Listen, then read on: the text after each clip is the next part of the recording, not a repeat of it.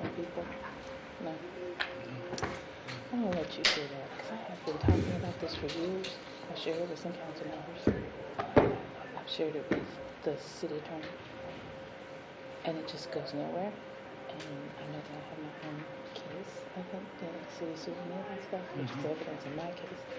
But I'm like, I don't understand. When we were talking about that tape today, it was telling me saying, you know, sometimes you hear things that people may need to be fired over.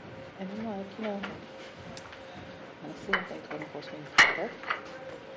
But I think that the fact that this is a way in which he very deliberately targeted people, No, that's a I'd like to problem. quiz you. That's a problem. Do like So flashcard I face had it. thing. Can I share it with you? Or can I have my Google It's all on my end. thing drive and I can share it and you can just listen?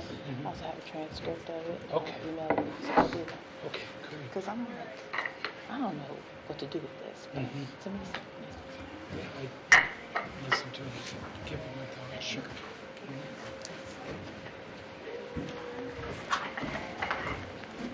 just got everything so neatly messed up.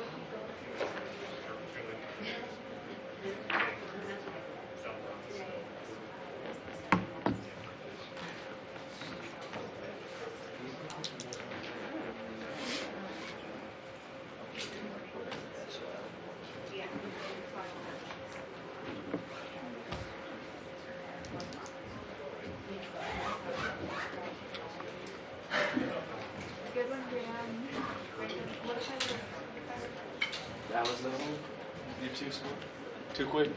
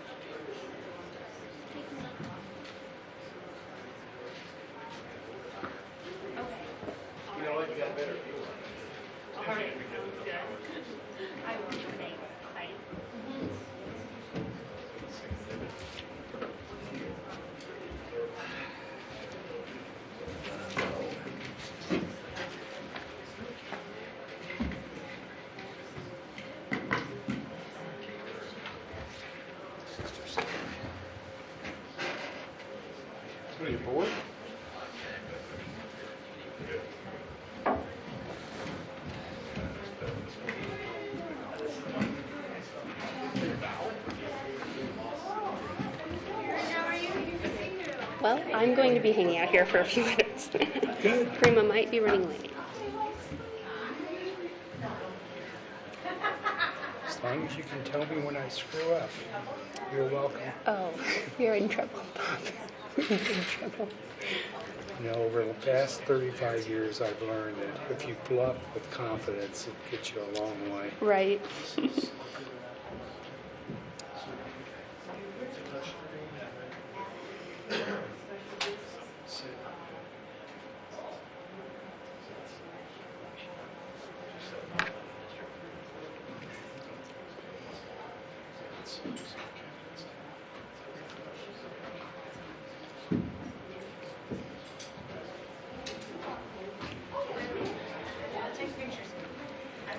She's running late. Is she coming? Yes, she is coming. She's just running late. Okay.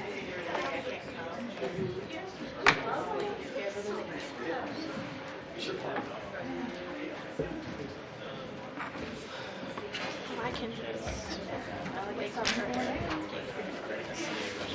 Yeah.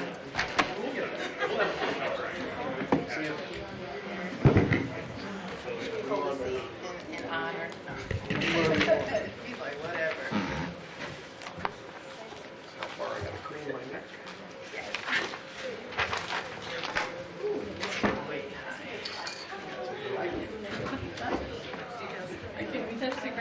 His knees are in good shape. You can't touch that. That's not good. My toes do. It's a safety issue.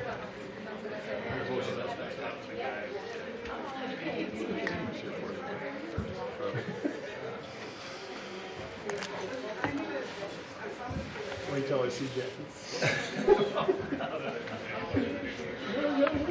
It's pretty good.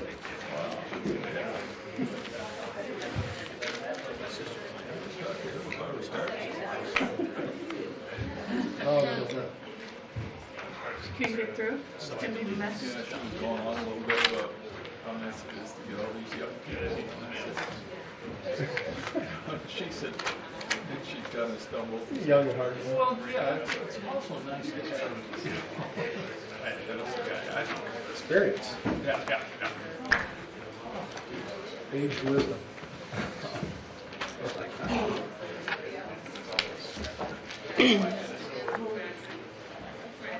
That's a counterclock, so.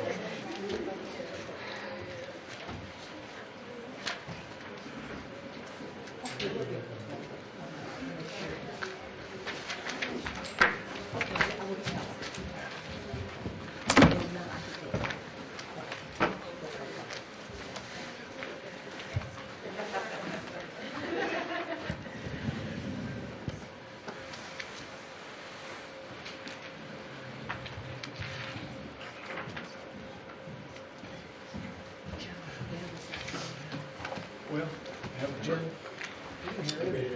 Is Gavin called? Is Gavin coming? No, I have not heard anything from her. You're at stuck You up, haven't heard stuck anything in a from them? snowbank. You haven't heard anything from her? Must just text us.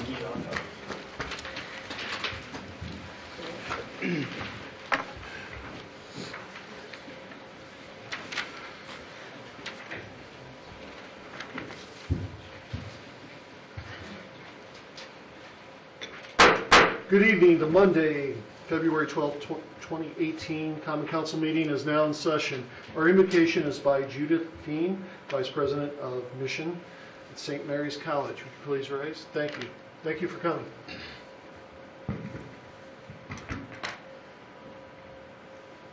Holy One, known by many names and beyond all names, we meet this evening to serve our community, to use our resources wisely and well, to represent all members of our community fairly, to make decisions that promote the common good. We recognize our responsibility to the past and the future, and the rights and the needs of both individuals and community.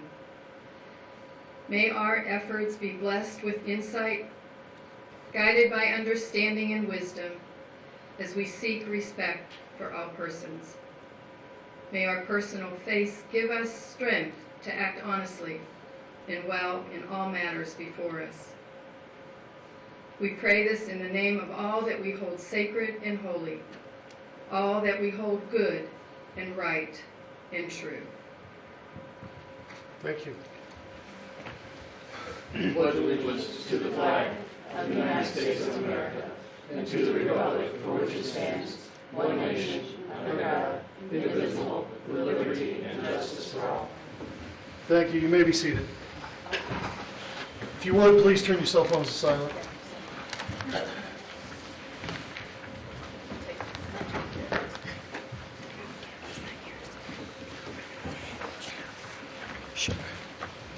Ms. Fowler, are you ready? Roll call. Yes. Councilmember Preston? Here. Councilmember Broughton? Here. Dr. Varner? Here. Vice President Davis? Present. Councilmember Vorty? Here. Councilmember Furlick? I think he's excused. Councilmember White? Present. President Scott? Present. 7 present. Thank you. Subcommittee on Minutes, please. To the Subcommittee of Minutes, the Common Council of the City of South Bend has approved and found them to be correct for January 22nd, 2018. Is there a motion? Motion to accept the subcommittee minutes. Second. All in favor? Aye. All opposed? Thank you. Special business. Ms. Fowler, would you please give reading to 1806, please? 1806, a resolution of the Common Council of the City of South Bend declaring the week of February 5th through 9th of 2018 as National School Counseling Week in South Bend, Indiana. Thank you. Are there presenters? Yes, President Scott, there are two presenters, myself, Karen L. White, Councilwoman at Large for the City of South Bend. My residence is 1912 Melbourne here in the City of South Bend. Oliver Davis, 6th District Councilman. Residence is 1801 Nash Street, South Bend, Indiana, 46613. Glad to be here to present this resolution along with Councilwoman White. And we're so happy to have with us representatives from IU South Bend, the best institution. And put that plug in. But again, we're so happy to have the Dean of the School of Education, along with faculty member, as well as a conference that will be able to accept this recognition. At this time, Council Member. Okay. Thank you.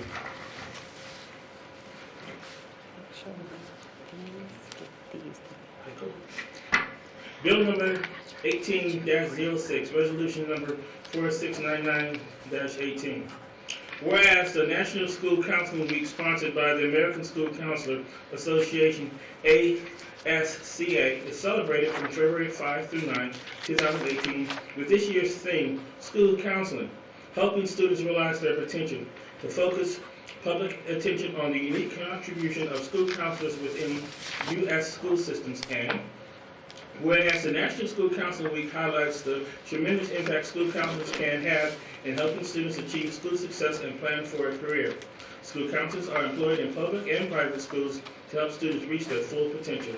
And whereas school counselors are actively committed to helping students explore their abilities, strengths, interests, and talents as these traits relate to their career awareness and development. School counselors help parents focus on ways to further the education, personal and social growth of their children. And whereas school counselors work with teachers and other educators to help students explore their potential and set realistic goals for themselves. School counselors seek to identify and utilize community resources that can enhance and complement comprehensive school counseling programs and help students become productive members of society. Comprehensive development school counseling programs are considered an integral part of the educational process that enables all students to achieve success in school. Now, therefore, let it be proclaimed by the Common Council of the City of South Bend, Indiana, as follows. Section 1. On behalf of the citizens of the City of South Bend, Indiana, the South Bend Common Council publicly thanks and commends all of the school counselors employed in our public and private school systems for positively engaging with our youth, their parents, and fellow educators in helping to further and enhance the educational, personal, and social growth of students and youth across our great nation. Section 2, the South Bend Common Council hereby declares the week of February 5th through the 9th, 2018 as National School Counseling Week in South Bend, Indiana, and sincerely thanks all the school counselors for their many contributions aimed at the betterment of our youth, and especially thanks all school counselors working in the city of South Bend, Indiana, for their dedication and service.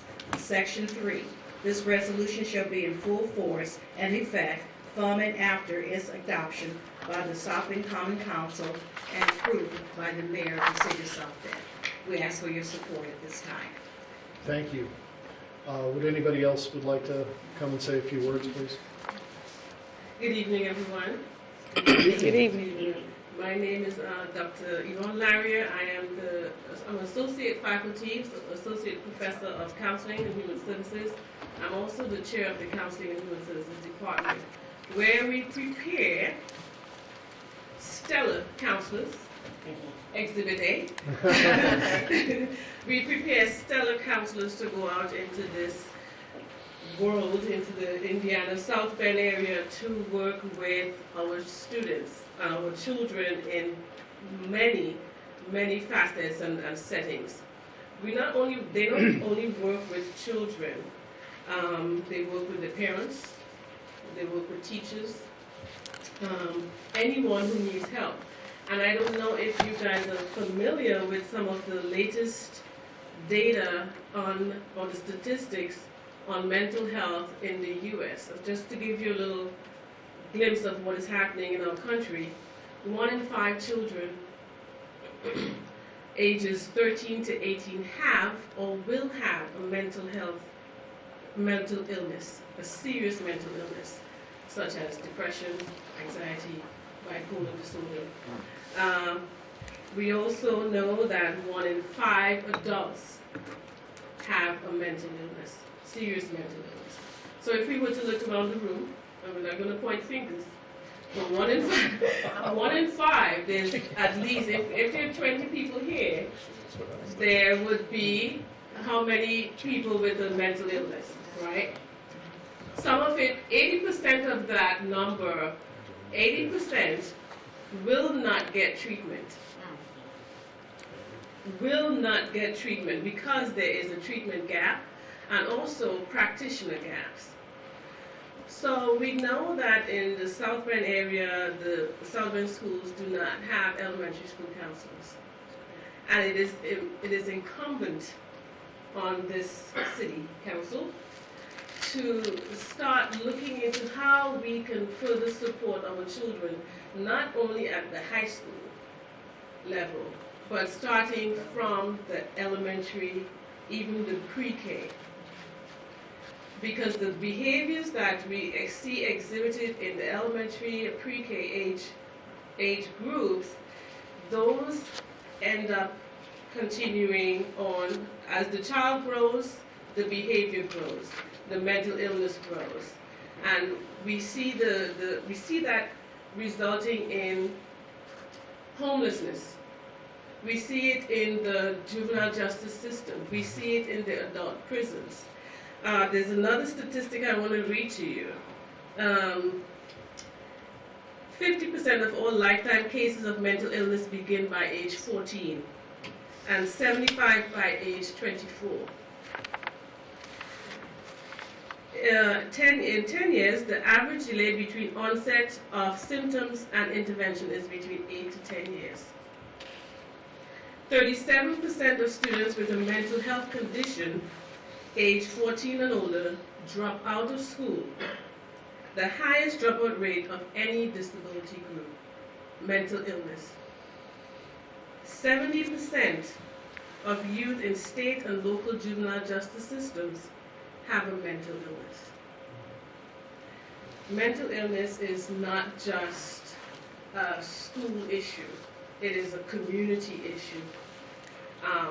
And we need to, as responsible stakeholders, we need to engage all facets of our community. If we're expecting to have wholeness, if we want our communities to be whole, we need to make sure that all stakeholders are fully engaged.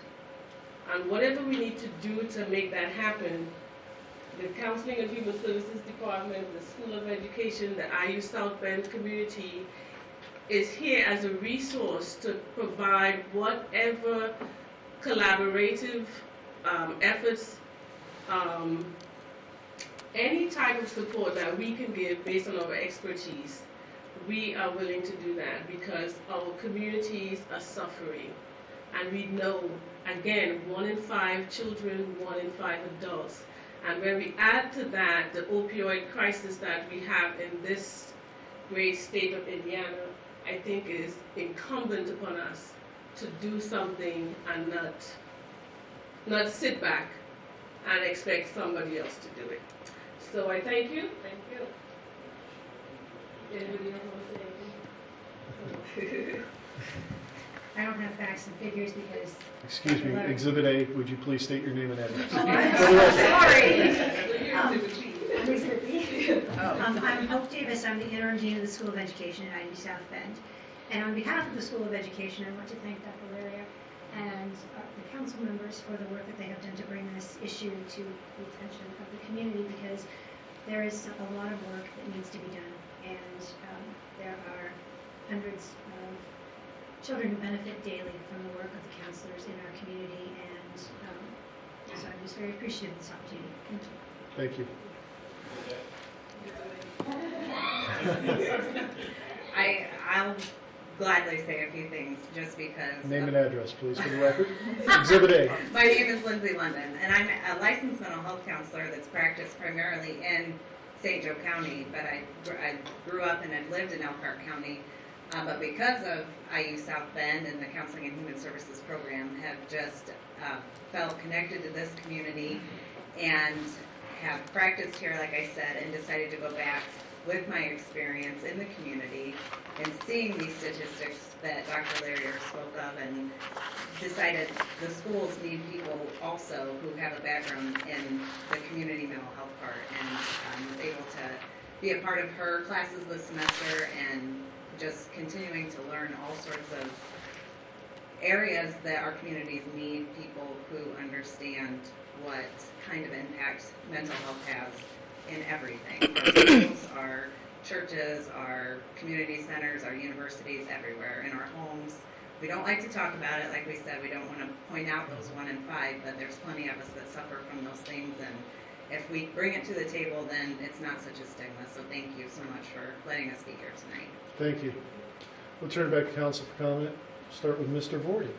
Oh, gosh.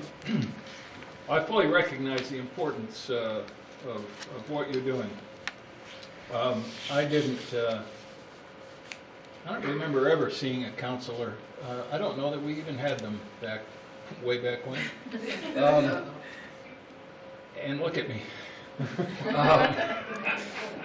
Those statistics kind of made me a little uncomfortable. But in any case, I congratulate you for what you're doing, and wish you the very best, and hope that others recognize and provide the resources for you to reach out to more and more people all the time. It's important. Thank you. Dr. Miller? Well, thank you for your efforts, and congratulations on the recognition. I think you made lots of people more aware. Statistics are always interesting to hear, and it's sometimes it's interesting to look at them a little bit deeper, and maybe we'll get a chance to look at that at some time. So thank you. Joe Rhoda? Yes, thank you. Thank you for your work. It's critical.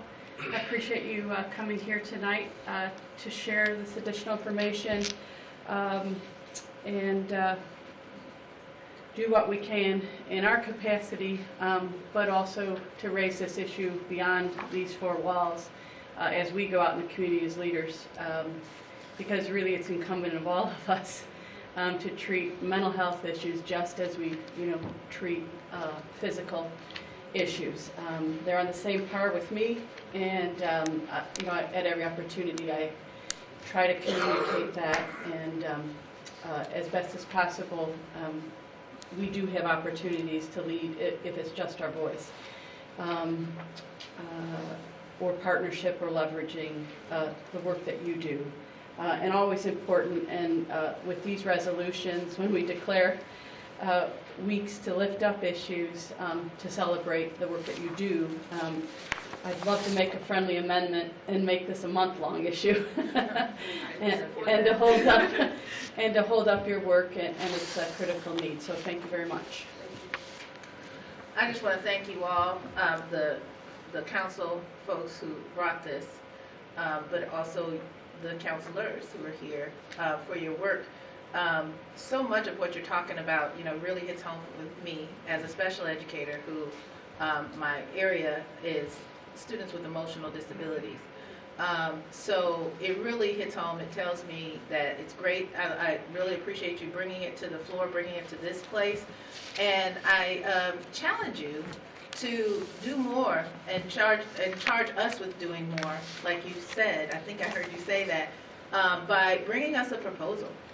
Talk to Karen White. She's the chair of the Personnel and Finance Committee. She's all about priority-based budgeting and participatory budgeting.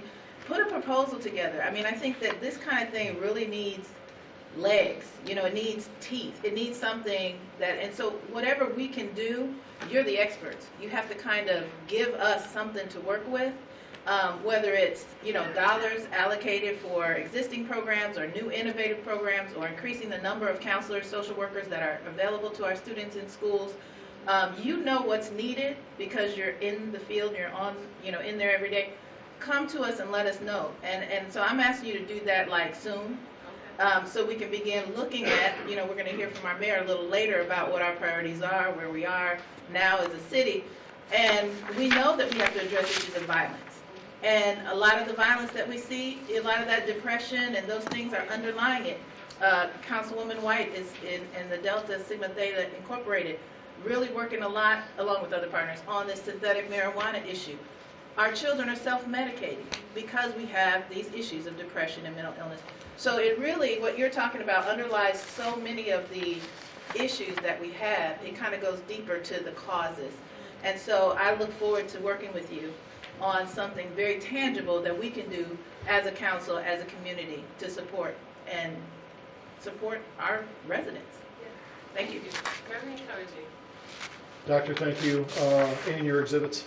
As representatives of the whole counseling world, it is understated. It is, and not enough people know those statistics. I have a sister-in-law in the Houston public school area that actually caters her classing and her teaching based on counseling, and they format classes to those needs. It's totally ashamed. I mean, I remember as a journalist in the 80s watching, state mental facilities, good and bad, go away. And working in the state of Maine, which had an excellent state mental program, it turns into larger issues. And what we do is we do not deal with mental issues that we have in front of us, but we turn them into criminal issues. And that's sorely missing, I hope. The mayor has influence nationally. That's something that can be discussed. So thank you so much for being here and being represented. So with that, the formality is turned back to the public. Anybody from the public wishing to speak in favor, please come to the podium. Yes, sir. State your name and address. Timothy Scott, live on it. Pete Buttigieg with Office on the 14th floor of the building. Just want to echo on behalf of the city the importance of this role, both the policy issues that have been raised tonight as well as the work that school counselors do. And I want to thank the council for taking time to acknowledge them. Thank you. Thank you. Anyone else wishing to speak in favor? Anyone wishing to speak against? We have to ask. Thank you. We'll turn it back to the council. Move this resolution be adopted by acclamation. Second. All in favor? Aye. All opposed? Thank you. It passed.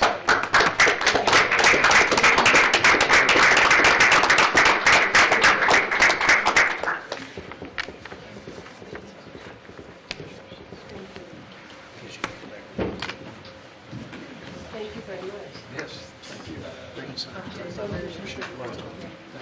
I do. Thank you very much. Oh, thank you so much. Thank you very much. Sorry. Thank you.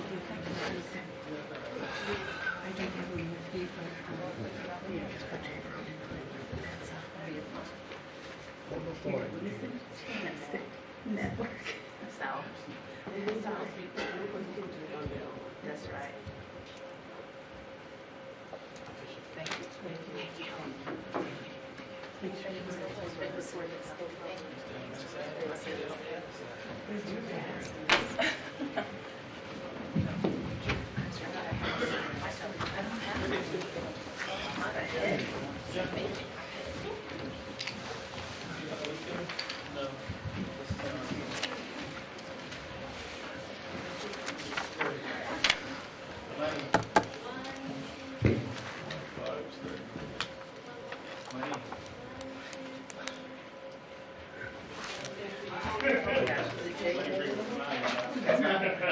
Thank you all.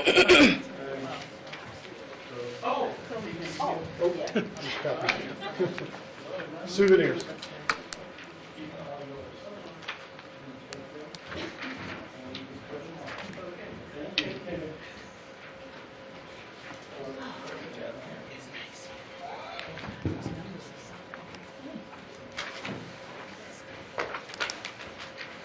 Okay, thank you.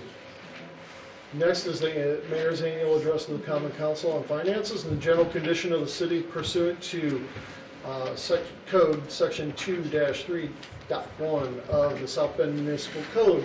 Mayor, thank you for coming. Good evening. Thanks for having me.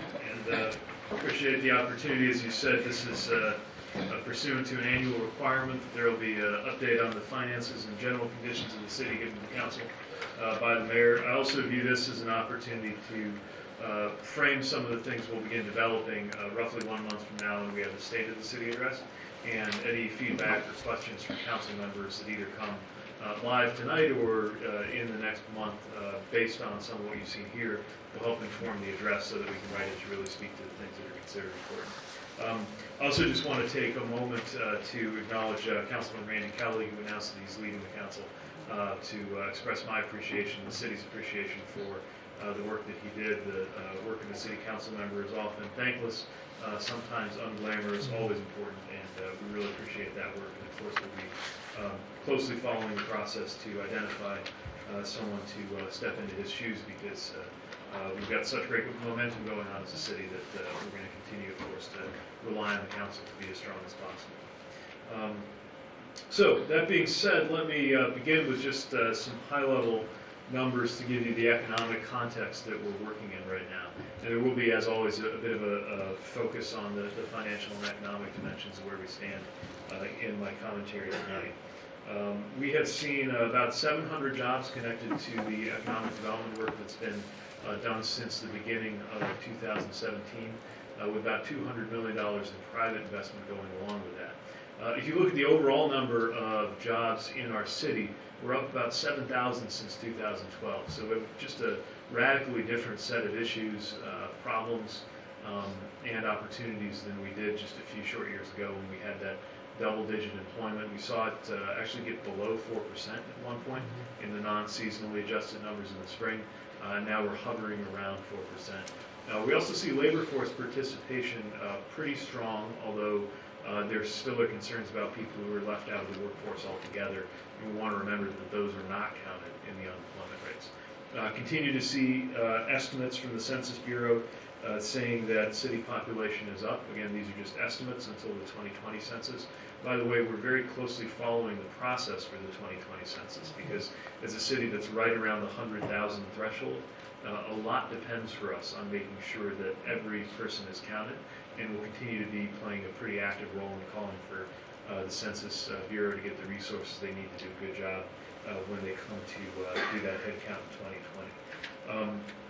You remember one of the big topics last year was that we were about to see dramatic growth in residential units, and we've now seen about half of that large number of increased residential units coming online at places like LaSalle, Studebaker Lofts, and the former JMS building.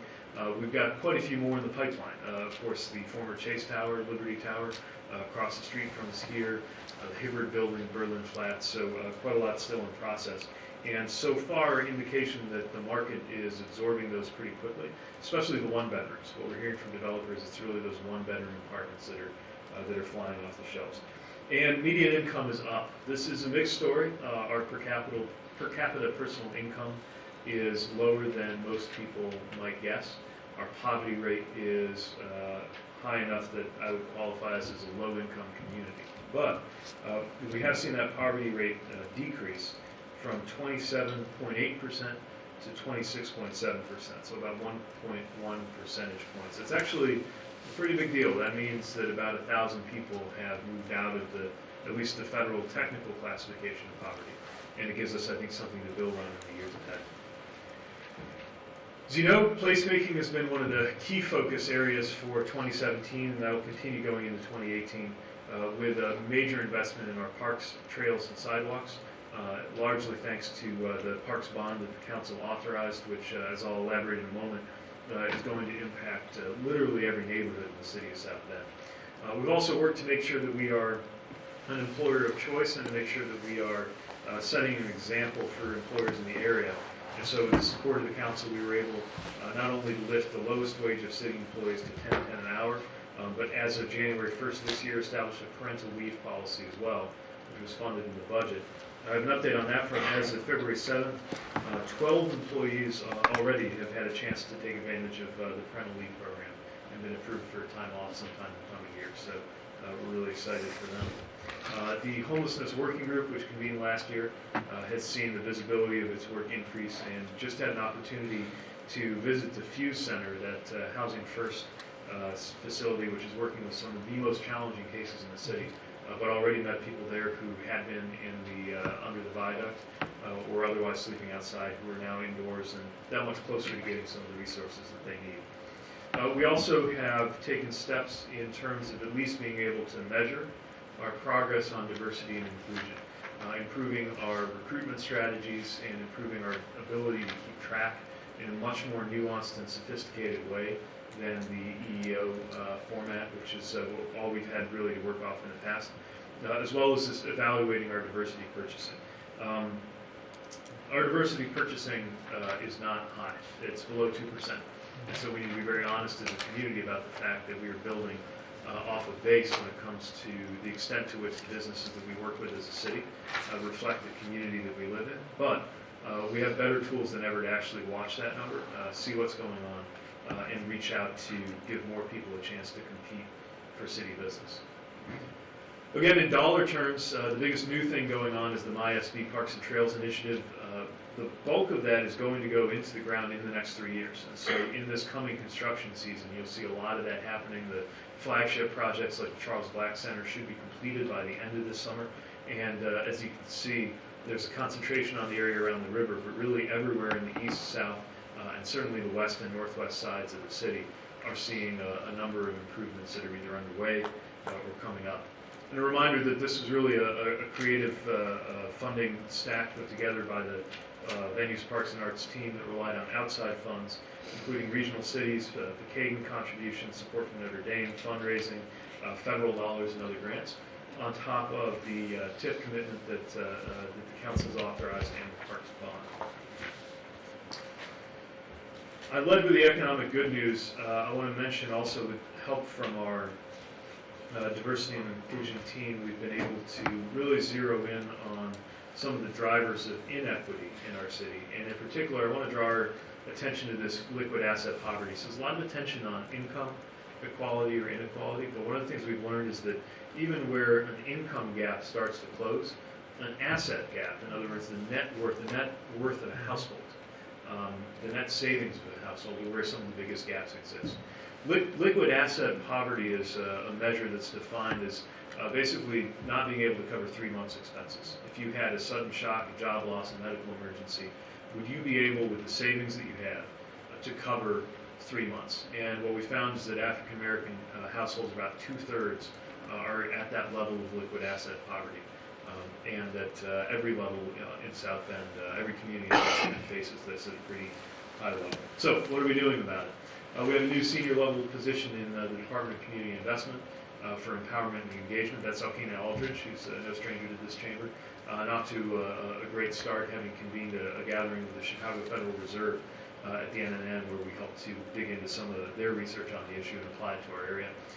We are working on initiatives supporting affordable homeownership through our local partners, looking at ways to encourage and support entrepreneurship in disadvantaged communities, and supporting financial empowerment by engaging financial institutions to be part of the solution.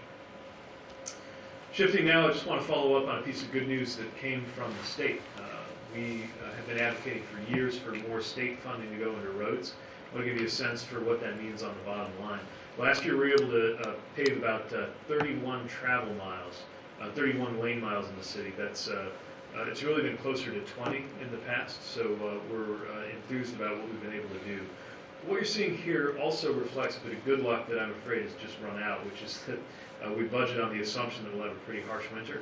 The last couple of years that was not true, which meant that there was real savings in salts during the wintertime and then pothole patching after the wintertime.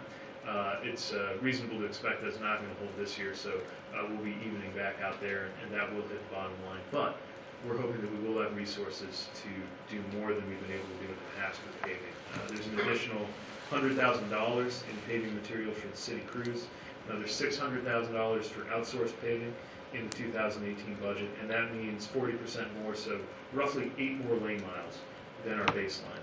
And we've also got some really compelling new resources for condition analysis. There's even a device with an iPhone that can be mounted to the dashboard of the vehicle that can give a more objective rating of the condition of roads where the cracks are developing, rather than having somebody go out with a clipboard and eyeball it, which can sometimes get you less consistent results.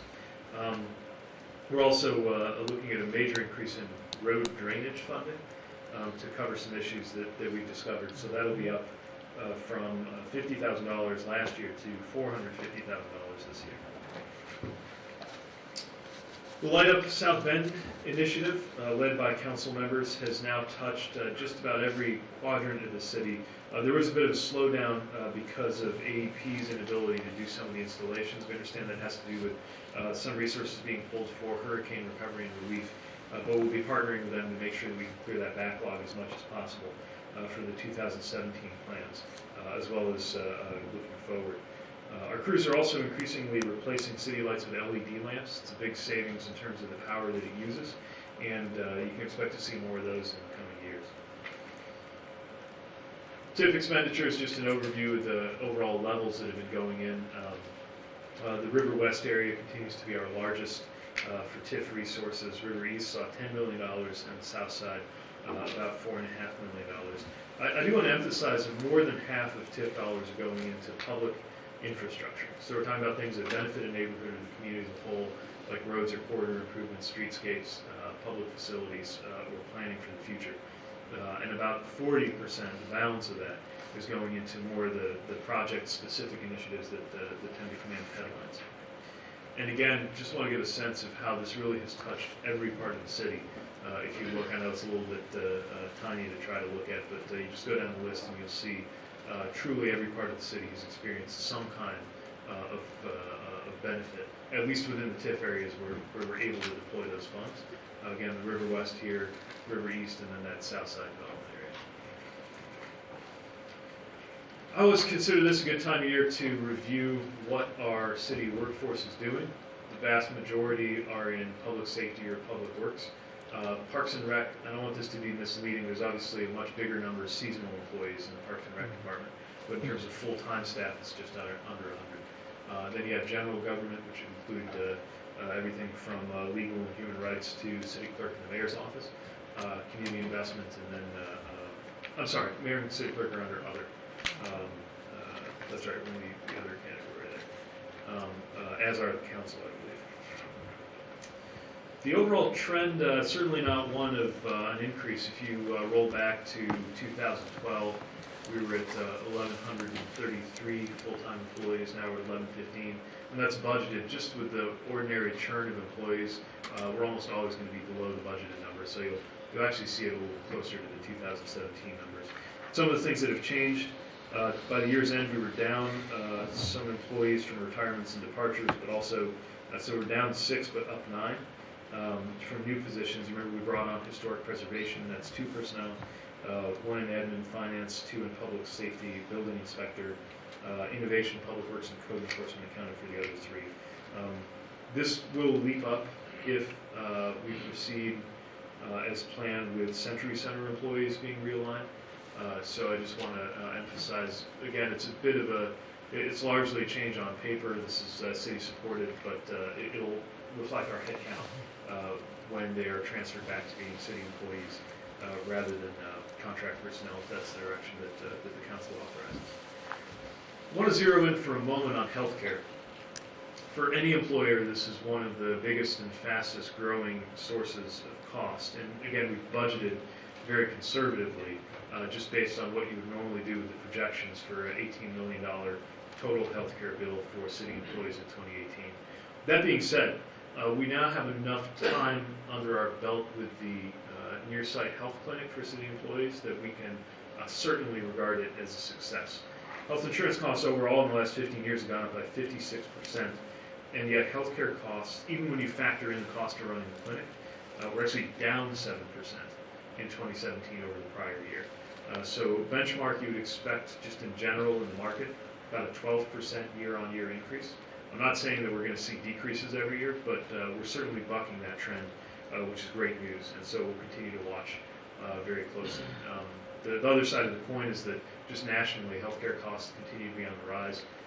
And one thing that's worth noting is that even though in 2017 versus 2013, we actually had fewer employees, the healthcare costs were trending up. So it's a mixed result, but certainly very encouraging in terms of it being the right thing to do to have that clinic up. I don't want to read you this spreadsheet here. Again, the bottom line is by law we're balancing the general fund, what we call the general plus fund. So general fund, COED and edit. You're going to see a pretty high net funding if you look at the 2017 actual number there. 34, effectively it reads as a $34 million surplus, but part of what you're seeing there has to do with bond funds being brought in. So in coming years, you may see the reverse be the case. You see us spending out more than was coming in because we'll be spending down some of those bond balances. But our cash reserves are very strong. This is one of the reasons we have such a good bond rating, which I'll brag on in a minute, as I love to do every year during this address. You'll see these kinds of ups and downs. That's just based on month to month when the cash comes in from the property tax receipts twice a year. But bottom line, our reserve requirement is that blue line, and you'll see that at the end of any given year, we're consistently above that and continue to have very healthy cash and the flexibility that goes with that, which is going to be important as we continue to face uncertainty in 2020. I also want to emphasize that we've seen local option income tax revenues rising. We got a real gift in 2017 when we saw a 20% leap. That didn't happen this year. We're at a 3% increase, but it's still encouraging. It's one way that economic growth is benefiting the city's bottom line. It's also worth mentioning, just because I think most people don't know this, the local option income tax rate here is 1.75%. In Elkhart, it's 2.0%. So we're 1/4% lower than our neighbors in Elkhart County, and still able to, at that rate, to really benefit from having a local option income tax. For budgeting purposes, we assume a 2% increase. There's some years, especially if you have a recession, where that'll actually go down. But we think on average, we'll be prudent to plan on 2% a little conservatively, and then whenever it comes in above that 2%, so much the better. So we just got reaffirmed on our AA bond rating. Again, this is something that really reflects well on the fiscal discipline of the administration and our predecessors and the council. Fishers has a AAA bond rating. That's to their credit. There are only 4 municipalities that we found in our scan that have the AA level comparable to ours. And what's notable is that the other 3 are socioeconomically pretty wealthy suburbs of Indianapolis. And so it's all the more remarkable that a city with our level of income has been able to maintain that, and it will be something in the back of our mind anytime that we're making fiscal decisions how we keep it. In terms of what it actually means, it allowed us to get a 3% rate on the most recent parks bond, and so over time this can translate into often six-figure, even $1 million savings for taxpayers. Okay, I got two charts layered on each other here. The blue is just the level of assessed value in our community. The red, and again, I'm sorry the font's a bit small, but this is the zero line, so the red is the trend. Anytime it's above the zero line, my green dot's dying here, but so in a year like 2016, certainly 2014, that would be a year when net AV actually went down. And then in the last few years, you can see it's growing at a rate of about 2%. We do have some concerns about this. If you look at AV, how little the assessed valuation of our community has grown on paper between 2010 and 2018, we're just a little skeptical that that really reflects economic growth. You would have to believe that the overall value of real estate in our community hasn't budged since 2010. And so we're continuing to communicate and work with the assessor's office to make sure that anything that's making it more complicated. There's obviously a lot of complexity in assessments. There may be some noise in the numbers, but of course this really translates to real dollars and cents for us as a city. And we want to make sure that the kind of economic growth that we know that we're experiencing, just like you see it on the income tax receipts, you would want to see it, or you would expect to see it reflected in our land values and therefore in our property tax receipts. This was an interesting analysis we had done that basically is a per acre analysis of land value. You would generally expect land value to be pretty similar on adjoining areas, so you would expect maybe an area where the sticks, so to speak, are higher to be clustered and where it's lower to be clustered as well. We are seeing some spikiness in there again, and that's one of the things that's driving our dialogue with the County Assessor's Office to try to get to the bottom of some of those. Also, just a reminder that when you have dense development, you have dramatically higher tax value per acre. I know that sometimes there's been an envy of places with a lot of big box stores. They certainly have value, but even the most modest downtown establishment, if it's part of a mixed-use development with, say, 3 stories or more, is likely to have a much higher per acre tax value when we think about how we fund as a community the plowing and paving and patrolling and everything you do to support every square foot of land in the city. There's also often commentary about how much of our land is taxable, so I just thought it was useful to see this. When you get to actual land mass, people think about the university, but of course that's outside the city limits. Hospitals and city-owned property are accounting for a substantial amount of non-taxable land, the gray area. The other thing you see, of course, is the airport, which is just a lot of land there. And so that's, of course, tax exempt for public use, and that's one of the reasons that you'll see the shares, what they are in terms of how much of our land is on the tax rolls. So overall property tax collections, again, we are seeing some increase in net AV, 2.2% from 2015 to 16. We're hoping that'll grow and perhaps accelerate. We did see property tax receipts a little bit lower than we budgeted by about 0.5%, but the Parks and Recreation Fund was higher than the previous year by 12%. So it sounds like this has to do with how the DLGF, the state, sets the parks levy. And if that continues, we may want to recalibrate how we relate the general fund to the parks fund, but should be good overall. I do want to mention that one thing that drove TIF receipts down quite a bit was a refund due to Meijer, and that was a store that insisted, pursuant to a state law, that a store that was open and serving customers be taxed the same as an empty abandoned store. We have a lot of concerns about that policy. I know it's been taken up from time to time in the state legislature. I would point out that some stores in our community take advantage of that tax loophole, and some do not. And so it's something to think about in terms of our community's relationship to the different retailers that we rely on to pay their fair share. Here's the annual reminder about the so-called fiscal curb. Our latest estimates are a $2.4 million reduction. This is outside of TIF, so this is your Civil City numbers from the expiration of the 0.5% kicker that we get on the property tax caps. So if you added in TIF, that would be another $3.8 million reduced. But of course, that's a lot easier to absorb because they're not relying on it for operations the way we do the general fund. But as of now, that number to be is 2.44 million. Which brings me to our expectation for deficits. Part of this is budget conservatism. So when I showed you this last year, it would have projected a deficit looking forward to. When we actually get to the actuals and the budget we're actually living in, we always find a way to bring it together.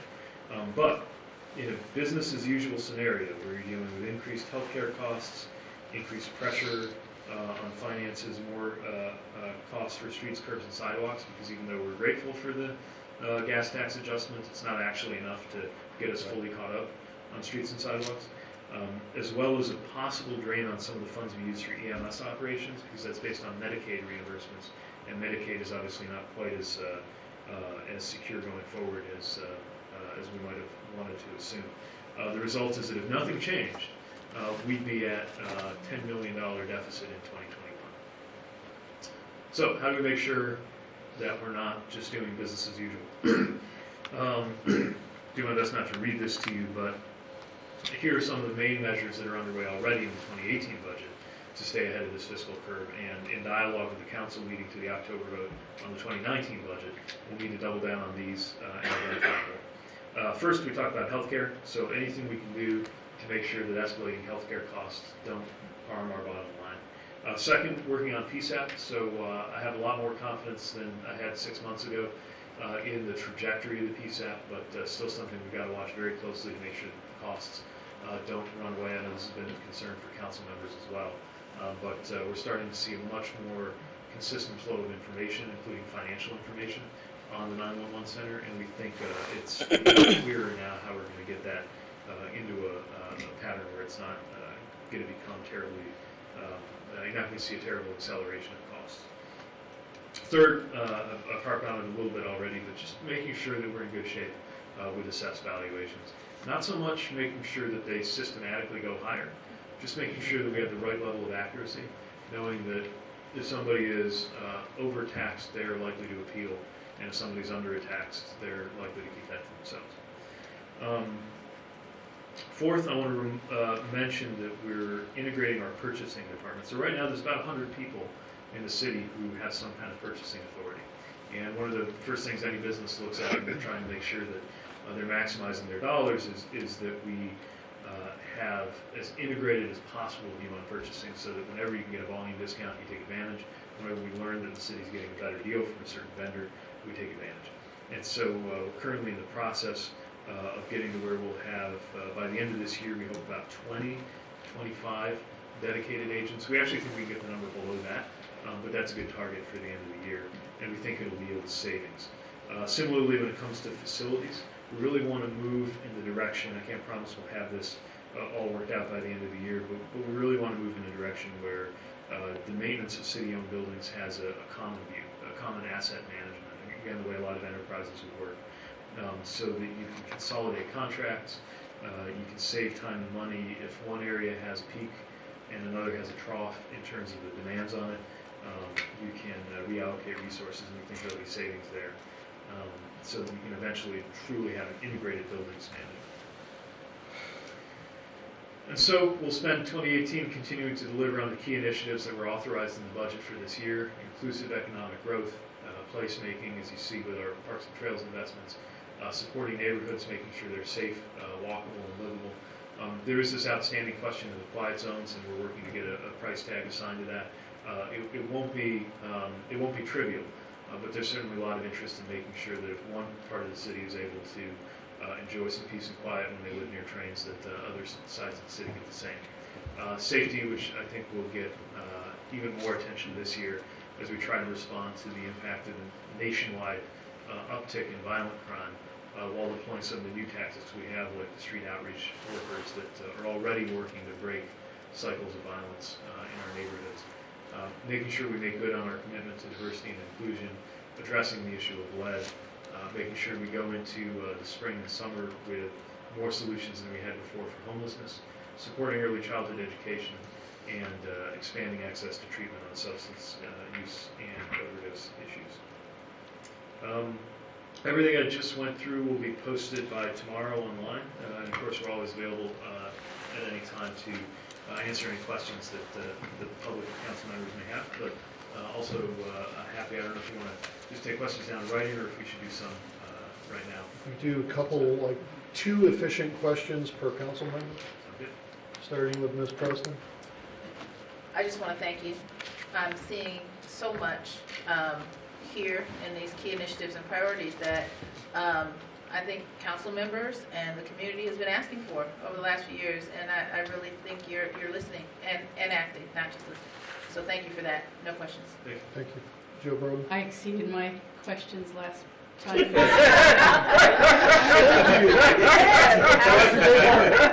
No, Joe, do you? No, I'm fine. Okay. What's that? That's very honorable. Thank you, Joe. With regards to the increased funding, which we now recognize coming from the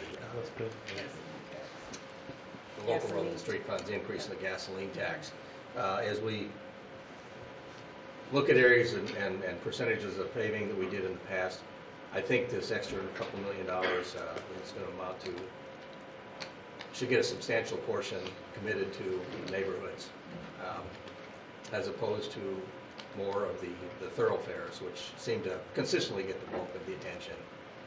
I know it's been said, it's been recognized that there are some streets that haven't seen any paving for 50 years, and we always lament we don't have enough funds, but now we have this ongoing increase in revenue, which will be at least $2 million a year. And I think we need to up the game with regards to neighborhoods, because nobody wants to live on a street that hasn't been paved in 50 years. So, thank you. Thank you. Vice President Davis? Yes. Could you, enjoyed the report, could you share what could we do to help reward? We talked about the box stores, and there are those who like buyers. We did that. But have you thought about, and this goes along even with our health insurance too, what kind of continued rewards that we can give to box stores that are not utilizing that tax loop? And same thing, the rewards for, continued rewards for those of us who, to use the plant for employees, continued rewards that. So the reward question.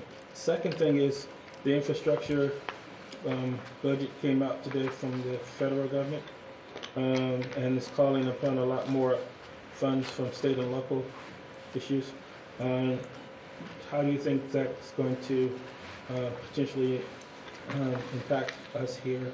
So I would like to get your thoughts on those 2 things. Thank you. And the infrastructure. I'll try to have a better assessment of infrastructure plan when we have a little more time. The mayors are communicating with each other about what's come out, and obviously we're getting our first look at it. Our initial sense is that their plan for infrastructure is basically that we pay for it. So we're looking at any new leverage that this might open up, but it's certainly not. It's not what I would describe as a major infusion of new no strings attached free capital. Not that we expected anything like that to really be possible. So we'll continue to look at anything we can do to partner with the federal government on infrastructure, but it seems like this plan largely relies on state and local governments, as you said, to do the heavy lifting. Love the point about acknowledging box stores who aren't taking advantage of that tax loophole, and appreciate the spirit of the carrot rather than the stick, especially if maybe there's a company that's thinking about doing it. Maybe now would be a great time to thank them for not doing it. That's my whole thing. And reward good behavior. Maybe one thing we can do is we can work with the auditor and assessor's office to compile a list of stores that, at least to our knowledge, haven't asserted that, and find some way to recognize them. I think that's a terrific idea. For clinic use, definitely something that we'll look at ways to acknowledge employees who make use of it. I will say a lot of employees have been rewarded just in terms of good health outcomes. There's at least one coworker I have who Credits Clinic will save you lunch. So some great stories coming out of there, and continue to look for good things. And of course, also the wellness program means that city employees get a benefit in terms of the cost that they face for health insurance if they take certain steps, one of which is a requirement to visit the clinic once a year for an annual checkup. Okay. Thank you. Appreciate it. John Bordy? Yeah, first of all, just congratulate you and the team you've put together that is doing such a good job. In my second round up here, I was pretty skeptical about decision-based or database decision-making, and thought more in terms of hands-on. And it seems like the more I know, the more I find out about things, the more I lend my own personal endorsement and credibility to the things that you're doing. And along with that, I think you're getting a hang of it. Seem to be doing a better job every year, or at least I'm beginning to appreciate the job you're doing every year. I don't know. But anyway, keep up the good work. I look forward to working with you and your team on the 2019 budget. Well, thanks. Appreciate that, and also appreciate your doing what I should have done at the outset, which is acknowledge the team that prepared the numbers and has done the bulk of the hard work. They really have made us proud and allow me to look good through their diligence. So a big thanks, especially to Jen and the admin and finance team. Ms. White? I would just like to thank you, Mayor, and the administration for our 2018 budget. It was a long process, but we got there. I'm just thrilled to see the commitment towards our neighborhoods and the different initiatives that reach beyond just government. And as it's been stated that, you know, we're the city of South Bend, but it takes a whole village to really address a lot of issues that are not uncommon to a city our size. So I look forward to the 2019 budget. I can't believe I'm saying that, but I am.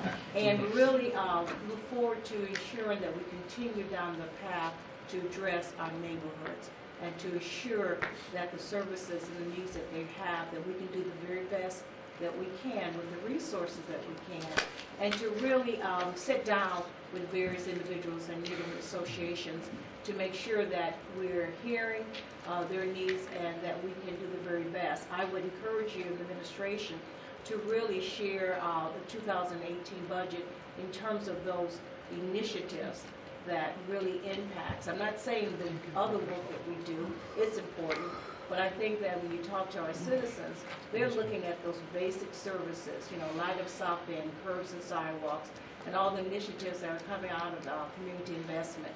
So we can highlight that and keep telling that story. I think that it will serve us well. So thank you for all that you do. Thank you. Since Joe Broden was so humble in giving up her questions, we're going to allow her to ask you. I'm a renege. Just one, I'm sorry. Point of order. Yeah. With the issues of poverty that you've addressed and you know, focusing on the liquid asset, and I know there's been some discussion, but I just want to share, I think, a priority for myself, and I know that I've heard from folks both sides, is pathways for people to go from rental to actual housing ownership. And when we look at, you know, assets that individuals have, I think there's just an inordinate amount of money in our community that is going toward rentals, and it's not ownership. It's not building up the wealth.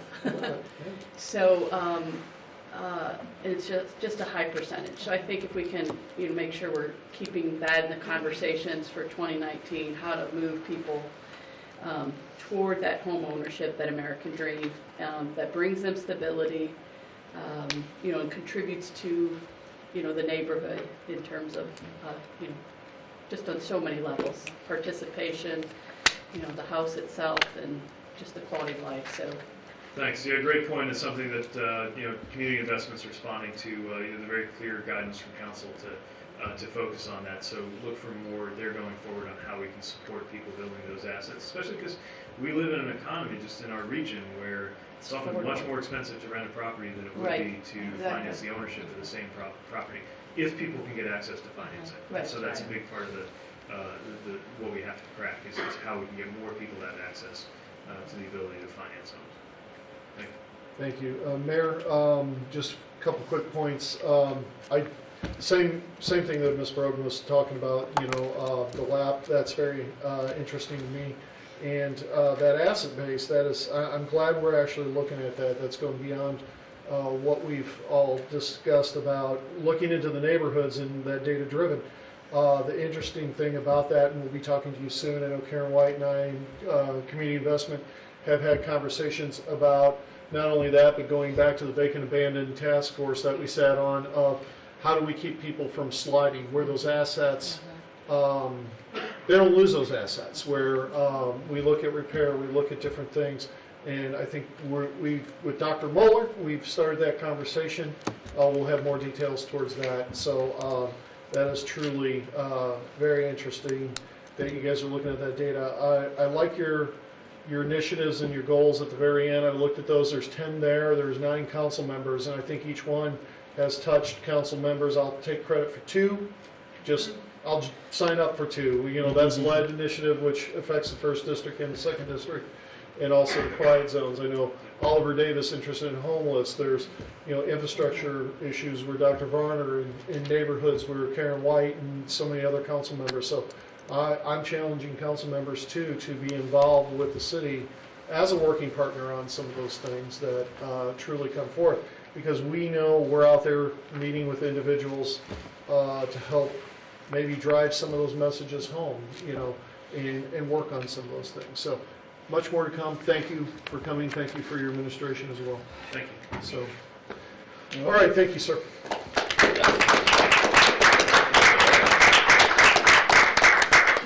Now, we will continue with the rest of the scheduled program.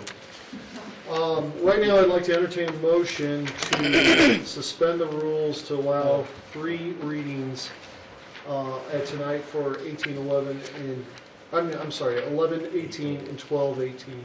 So moved. Second. All in favor? Aye. All opposed? Thank you. And I'm going to ask Mr. Palmer to help with this. So we need another motion to hear these for the first time? Correct. And that has to be unanimous. And by roll call vote. So can I entertain a motion to hear these 1811 for the first time? So moved. Second. Okay, by roll call, you need a vote? Am I going to read the first reading right now? I should read it now. Okay.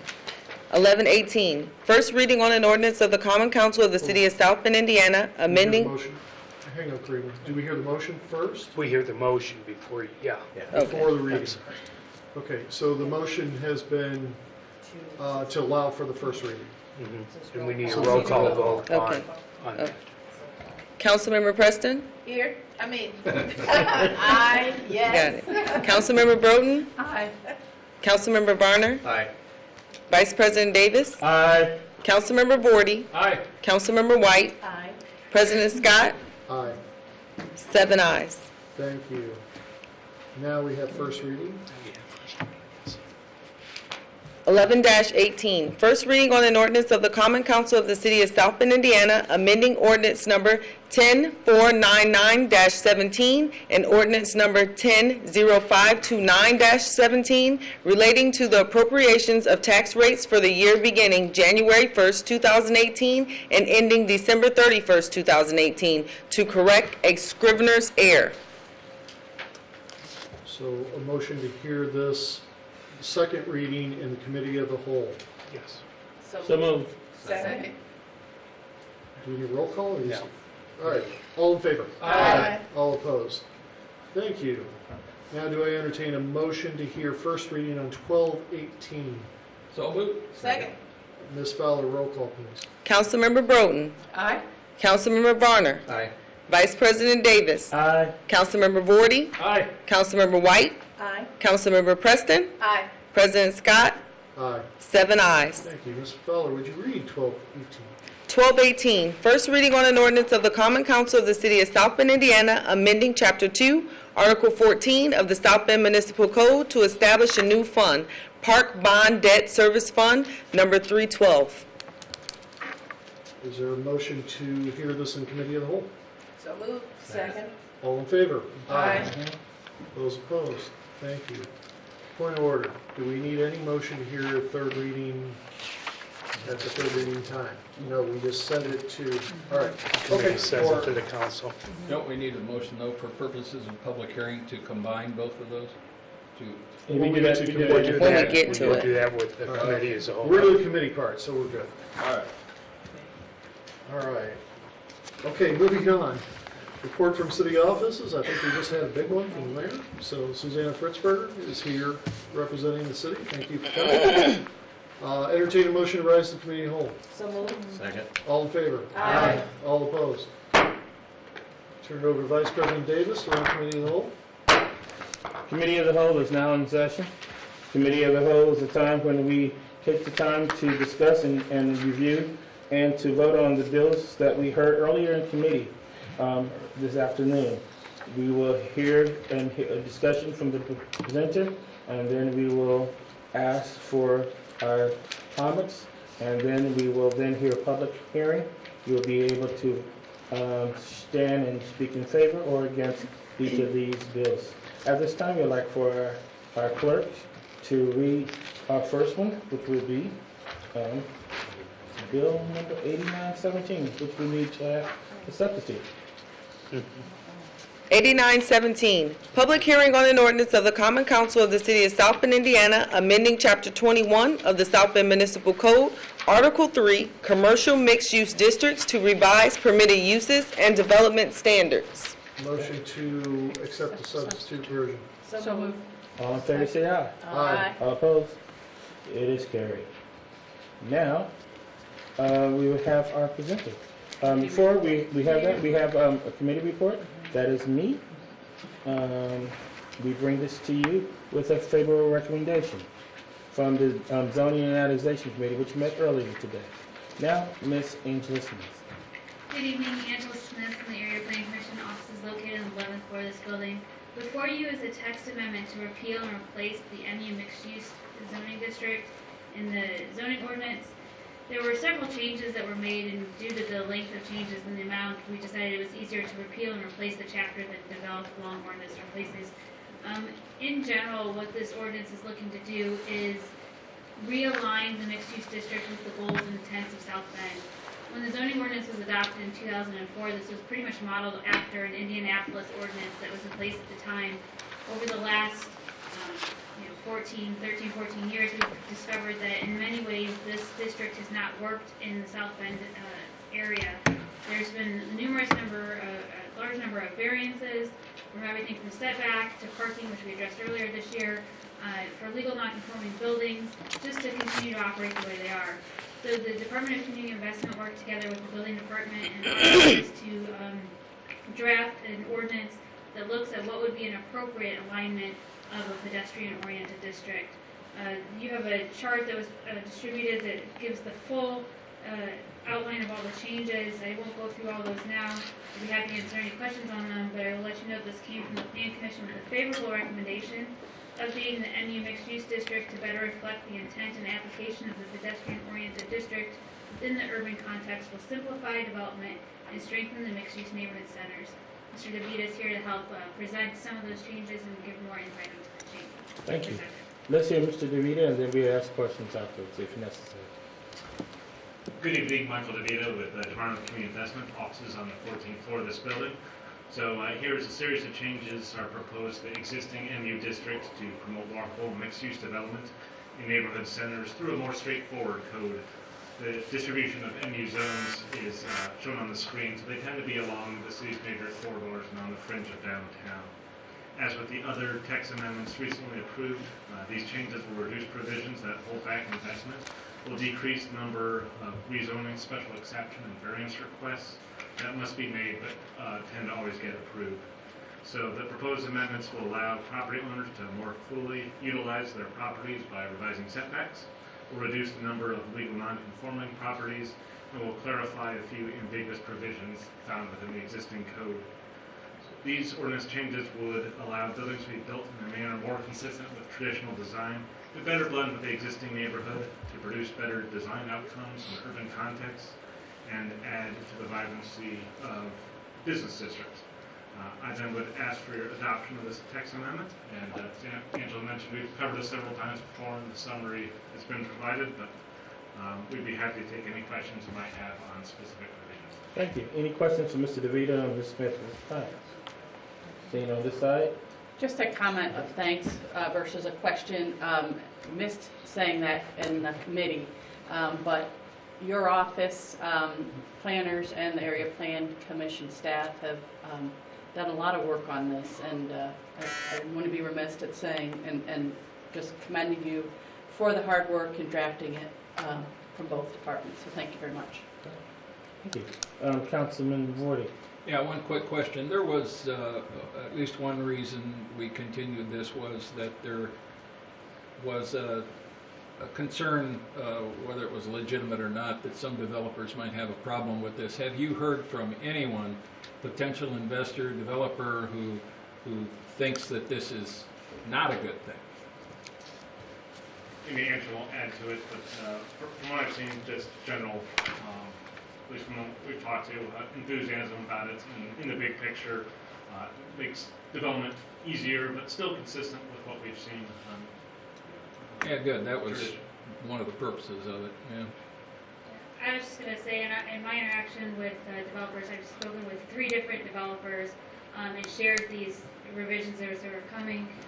One in particular that works with small business owners along Western Avenue was extremely excited to see the changes that were in place and said that this will help spur a lot of development that he's had to kind of discourage over the last couple of years because of the standards we had. And then a couple other projects that are in the pipeline, one of which you'll see next month, where these assisted in their development of the project. Good, great, thanks. Thank you. President Scott. Anything to make business friendly, I think, is a good idea. I think these were long time coming. And you know, the new urbanism that is sweeping our town and the nation, I think this goes a long way. How less often will you be before us? Just rough idea. What do you think? Probably not so much less than before you, but I think the Area Board of Zoning Appeals will see a great reduction from this, some of these changes. A lot of times when they're going for a rezoning, to make an individual go through additional variances for an existing building is just redundant, and it makes us feel like we're not really serving them when we're asking them to continue to pay for variances and ask for variances of conditions that are up and down a block. And so this is going to go a long way in being more friendly to the neighborhood's existing conditions. Yeah, and I think it lends to the fact that people think it's just confusing government red tape versus what needs to be done. So, not that we don't want to see you, just less. I was going to ask, but I was going to go there right now. So, all right, thank you. One last question. Did you comment on the ADA compliance issue? We hear that a lot. For the record, could you talk about that, please? Yeah, there's a provision in there saying that, or if there's seating or outdoor displays of merchandise, that the placement can't block access or be in conflict with ADA standards. Of course, federal law would always trump any local ordinance, but just put it in there so it's the explicit. Thank you, sir. Question? Yes, one last question. Yeah. Sorry. So how would this be advertised or made known to the developing community? And I'm specifically thinking your department hosted an event at the public library trying to cultivate small developers, doing small projects, 2, 3-story, whatever. And a lot of folks were looking at these corridors as, places that are vacant that we want to fill. So how do we disseminate these changes in a way that's effective and meaningful? What's the marketing plan, I guess? Yeah, thanks. Good question. And I should have pointed out earlier too that probably the primary beneficiary of these changes tend to be those, call them small-scale developers, right, exactly. but they're probably not developers in the way you normally think of the developer. they're more really the business owner who buys the building next door to expand or Right. do a different business. Kind of people who maybe will do one or two of these projects in a lifetime. So I think in terms of putting out the word, we certainly reach out to those groups who participated in that workshop. Also disseminate through the Area Planning Commission website. That's where I guess most of the inquiries come from, and especially probably sharing with some of the engineers who commonly work through these provisions, that they understand what those are. That'll come pretty quick. And given the sort of the nature of who's undertaking these projects, that tend to be people who come and ask those questions Right. anyway, so we're interfacing with them through that manner. Councilwoman Preston had a question. You asked it for me. Thank you so much. I did? You did. I appreciate it. Efficient. Thank you. Yes. Wonderful. Now, at this time, we turn it over to the public. Those who'd like to speak in favor of this bill, please come forth to share your name and your thoughts. Seeing none, those who'd like to speak in opposition, please do likewise. Public hearing is now closed for comments and then vote. Any other comments necessary? This way? This way? Make a Then- motion to send the substitute 8917 full council favorably. Second. All in favor, say aye. Aye. All opposed, same sign. It is carried. Okay, that moves forward. We now move to bill number 06-18. Mr. Fowler. 06-18, public hearing on an ordinance to vacate the following described property. Street vacation, Western Avenue from Francis Street East, 241 feet, to Prairie Street, to the first north-south alley east of Francis between Western Avenue on the north, to the first east-west alley of Southwestern Avenue, South Bend, Indiana. Okay, thank you. We have a committee report. The Public Works and Property Vacation Committee met earlier today. For lack of a quorum, we were not able to send a recommendation to council. We did, though, however, have a pretty thorough review of what was proposed or petitioned. Okay, thank you. We have our presenter, just state your name and address, and then go ahead and share. And I see a person, you can go right after. You go first, and then you go second. Good evening, Council. Jeff Ballard with Dan Charner Associates, with offices in South Bend at 1643 Commerce Drive. I'm here representing Robert Henry Corporation and their offices on Francis Street, as they asked for approval of a street and alley vacation, more particularly Western Avenue from Francis Street east 241 feet, plus or minus to Perry Street. Then the first alley north, south alley east of Francis Street, between Western Avenue on the north, to the first east-west alley south of Western Avenue. The reason for this request is to allow the future development for the Robert Henry Corporation, which owns the properties surrounding the vacations, excluding the two properties on the southeast portion of the north-south alley. This did go before the Board of Public Works. All departments reviewed the request. Planning Commission, Community Investment, Fire Department, Engineering, all came back with a favorable recommendation for this vacation. If you have any answering questions, I also have Stephen Henry with me here, President of Robert Henry Corporation, who will also shed some light if there are any questions that you may have. Okay, Mr. Henry, you would like to just share some opening comments before we have questions? My name is Steve Henry with the Robert Henry Corporation. My office is at 404 South Francis Street. It really isn't to develop the property. It's really a safety issue. We have no less than 20 to 30 cars flowing from Western, turning off at Eddy Street, flowing what would normally be Western Avenue, which has now been closed off by this street because they decided that's where the city sewers need to go. And if you look at the property with key mark 186006, 16402, that's our property, and they go flying through there every day. And I've got trucks in there unloading. We're trying to plow the snow out of there right now. And if I put a gate at that other end, I can prevent people from going through there. Right now, there's a gate there, but I haven't closed it when the city engineer notified me that that was not vacated yet. So the Board of Public Works actually asked me to vacate the alley and Western Avenue to Perry Street.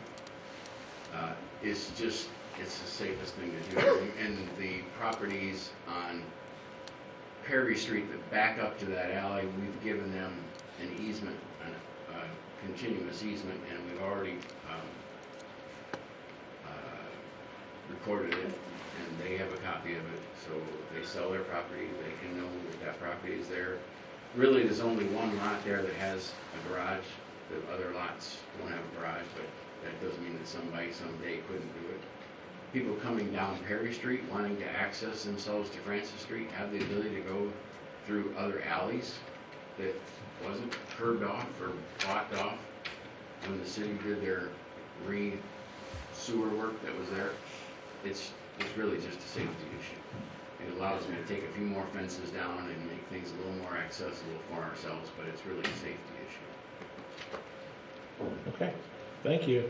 Starting on my right, any questions for any one of our presenters there on this side? Appreciate the cross-access agreement that you've effectuated with the neighbors. That's important. I think that'd be great as a council if we can actually have those in our packets, if those have been worked out in advance. But I thank you for sharing that earlier today in committee. That's not on you as the presenter. That's just a packet piece of information that would be helpful. Okay. You said you can email that? I can email. We received them earlier between committee. Okay, fine. Okay. So, I'll get one to you if you want. No, I'm a piece. I was But just thank you, following though. what you just said. Okay. Thank you I'm for good. reaching out to the neighbors to do that. Okay. Does there need to be any signage put up there? Well, on the gate that I'm going to put up, it says road closed. There's already a sign at Eddy Street. If you turn on to Western Avenue, there's already a sign that says not a through. That's what I was thinking. There's already a sign there. Yeah, okay. And there's really only about 4 or 5 neighbors that utilize that road. The people that are on the east side of Perry Street are actually commercial property, and every one of those are for sale. So they're not really, there's no access, there's no driveways going into those. I didn't get a chance to get over there lately anyway, and I can't recall the alleys that you would be directing that little bit of traffic to. Are they paved by any chance? No. They're not even plowed. Actually, they are plowed because I think we plow them. Yeah. I think Mary Bundy was put on Facebook tonight. She was very appreciative of us plowing some roads today because Francis Street by itself on both sides, the plows go through there during the day. I mean, both the construction workers or the people building the house and our employees get there at 6 o'clock in the morning, so plows don't go through there unless they go through at night. Now, I will say that we've relocated a large portion of our overhead crews that work for AP to the south end of Elmhurst District. Yeah. All right. That's it. Thanks. We have peace? Okay, cool. Thank you. All righty. This time we open up the discussion to the public. Those who'd like to speak in favor, please come forth, share your name and your thoughts. Those who'd like to speak in opposition, please do likewise. Come on.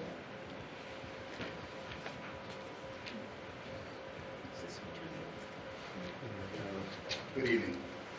My name is Pat Kennedy. I'm the owner of Lee Insurance Group. My company is at the corner of Western and Eddy Street. Our office has been there since 1975, and Western Street has been an east-west thoroughfare for that entire period of time, up until this past summer when a gate was put up. I inquired initially about the gate, was told that it was being closed by someone that was putting up signage, that it was being closed as part of the work that was being done at the other end having to do with the Howard Park Redevelopment District. I never could confirm whether that was the case or not. I rise in opposition to this for a couple different reasons. We have a very unique situation there because Western Street, for all intent purposes, became a street, but is an unincorporated street. That property actually is all owned from Eddy Street East, Eddy Street West, all the way to Francis, by now 3 individual owners, which include myself, my neighbor to the west, and Robert Henry Corporation. So basically what we've got is a situation where the street being closed from Perry west is going to allow utilization of their piece of property for their usages. And I certainly appreciate the safety issue because now I have all the people turning around in my parking lot that would have been flowing through to Francis Street. There's also the issue that it has left the residents of Perry Street with the circumstance of no way out onto Eddy Street, other than no way out of their neighborhood other than going out onto Eddy Street or through an alley. And a lot of those people did make the left-hand turn, go to Francis Street, and exit the area that way. It was heavily used by my staff. We get out of our office at 5 o'clock, and to try to go north on Eddy Street is taking your life in your own hands at 5 o'clock, 5:15. So our staff struggles to leave our property in the evening. My position on this, in all candor, is you need to look at the surveys of the property, the diagrams of the property on who actually own those parcels. I own 151 feet plus minus of that section of Western Street, and if the road is to be closed, my position would be that the entire road from Eddy west to Francis should be closed. My true position, though, is it should remain open and possibly be rerouted away from Robert Henry's building in order to provide safety for their employees, but also to put the street further to the north, away from their building versus right up next to their building, because I do identify with his concerns. We have it as well now. So that's my 2 cents worth on the topic. Okay. Any others? You can have a seat right there. Any others would like to add some words of opposition?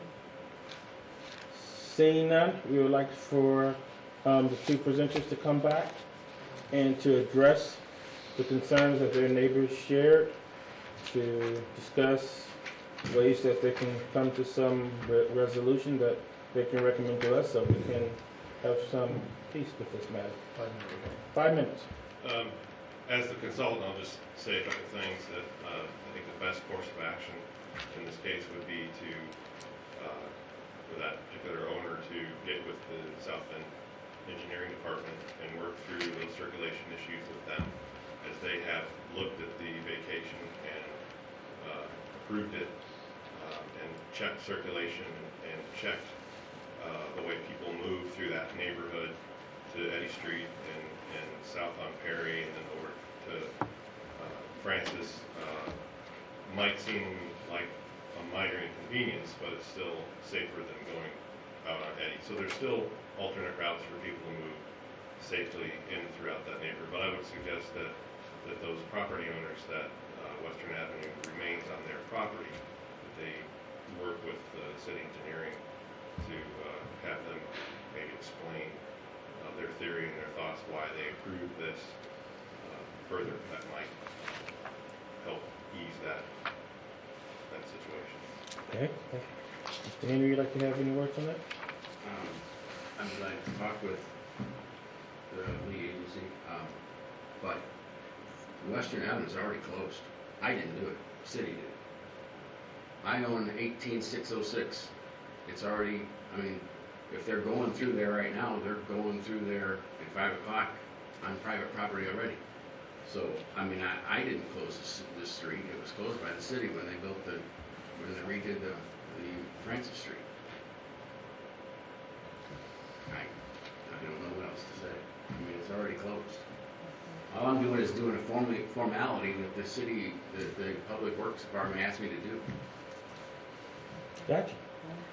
Is there... I mean, I'll be glad to talk to them. No, I understand. Come up, please. Now, just for the... You all can have a seat. Thank you.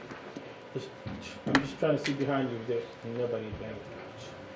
So there's nobody else here from Public Works that can add any more light to this discussion? Can I make a recommendation just for the city, Suzanne? When there's an issue on this agenda, could we have a representative from their department that could be and stay here until that bill is completely heard? And so, I can speak on Public Works. I understand, but come on, you can think. I'll just share a couple of things when we did the rezoning of. Name and address, please, sir. James Mueller, Executive Director of Community Investment, 14th floor of this building. A couple months ago, we did the rezoning of the 0281 parcel. That's correct. And I think you and some others had kind of toured the site, and so did we in Community Investment. And as Mr. Henry has stated, when we redid the street on St. Francis, the curb cut was placed up on his private property. The other thing we noticed is, why are the parcels so messed up here? They're very irregular. This used to be a railroad line, I was told, that was abandoned, and so this is a whole mess. This is not how we like city roads. This is not how we like anything. This is a mess, and as we said, we've kind of already closed off the road. And so fixing this would require doing something with someone's private property. So the only way we could actually fix this is either you could extend Perry north to Quimby, or as you go farther north, then you're basically just the east-west thoroughfare close to another one. And so that's not ideal either. So this is an unfortunate situation. It's a mess. Everyone, engineering, Board of Public Works, planning, thinks this is the best solution that we have to an unfortunate situation. Can I make one more comment? Yes, go. You still have your time. Western Avenue. Come closer, please. So we can hear you. Western Avenue itself is, if he looks at his deed, he already owns 10 feet of Western Avenue. The Western Avenue, the right-of-way is only 20 feet wide. It's an unincorporated street.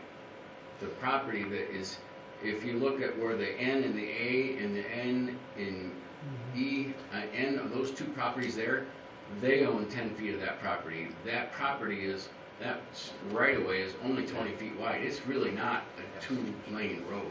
I got you. And that abuts to your property, to Correct. your building, correct? Well, yeah, our property. Like I said, Western Avenue got closed off when they redid the city. So we're parking on Western Avenue now because there's no place, nobody could go through there. Gotcha. Ms. White has a question. It was mentioned that this is a mess, and I agree that it is. And as we begin to look at Mr. Henry, and if I heard you correctly, you made mention that you were asked to bring this before us, but also looking at the other resident, how can we, as a city, address what he's been asked to bring forth and to deal through some of these issues, and to see how can we begin to look at ways in which we can really try to make something out of this mess, if it's possible. Sure. And this goes to the administration more so than you, Mr. Henry. I'll say there's a couple options. Okay. I mean, they would all involve acquiring property that's currently owned by private owners. We have talked to Mr. Henry at various times about potentially relocating. That would certainly be, he owns a lot of the property in that neighborhood, which would open up a lot of potential solutions if we were to do that. So those talks are ongoing, but we see that as a potential path forward. Had you, this is Question from Ms. Preston, and then Councilman Vorty, then Dr. Varner, and then President Scott. All hands went up. Ms. Preston. just kind of a continuation, just more specific on the Councilwoman White's question. Did you consider, as one of your options when you were looking at that, closing the entire, from Eddie to Francis, as the person who spoke against had suggested? Was that something that was a consideration, and you chose not to do that? That would be, then you would be closing off access to a lot of, there are residences on the west side of Perry Street, that street there, and then the businesses on the east side of that street. So you'd be blocking off access to a lot of property owners. So you considered it, but thought that that was not a good option. Well, that would cause a lot of adverse impacts, so it's right. Councilman Vorty. In the short term, if in fact there's any volume of traffic directed toward the alley, maybe you could, make sure it's maintained or hard surfaced or something like that. That would be relatively inexpensive, I would think. The hard surface, see where the blue line is? Yep. It's hard surface from that alley forward. I'd be happy to at least stone it and make it easier for transfer from there to Perry Street. I mean, the city's got plenty of recycled asphalt and slag and things like that make a fine hard surface for alleys. Right. I mean, it hasn't been maintained by us. Frankly, we're the only ones using it, but I mean, if they're going to use it as an access, and Perry Street people want to use it. Most Perry Street people go out. I mean, I see the neighbors every day when I go out from work. They're coming home from work, and I wave at them, and they say hi. I can't say that. Hey. Gotcha. Dr. Varner. No, I thought that I'd heard Mr. Kennedy ask the city to, as an option, to at least close the rest of it. Then we had the discussion that you can't close because it will affect Perry. So there probably isn't any way to resolve it satisfactorily for everybody.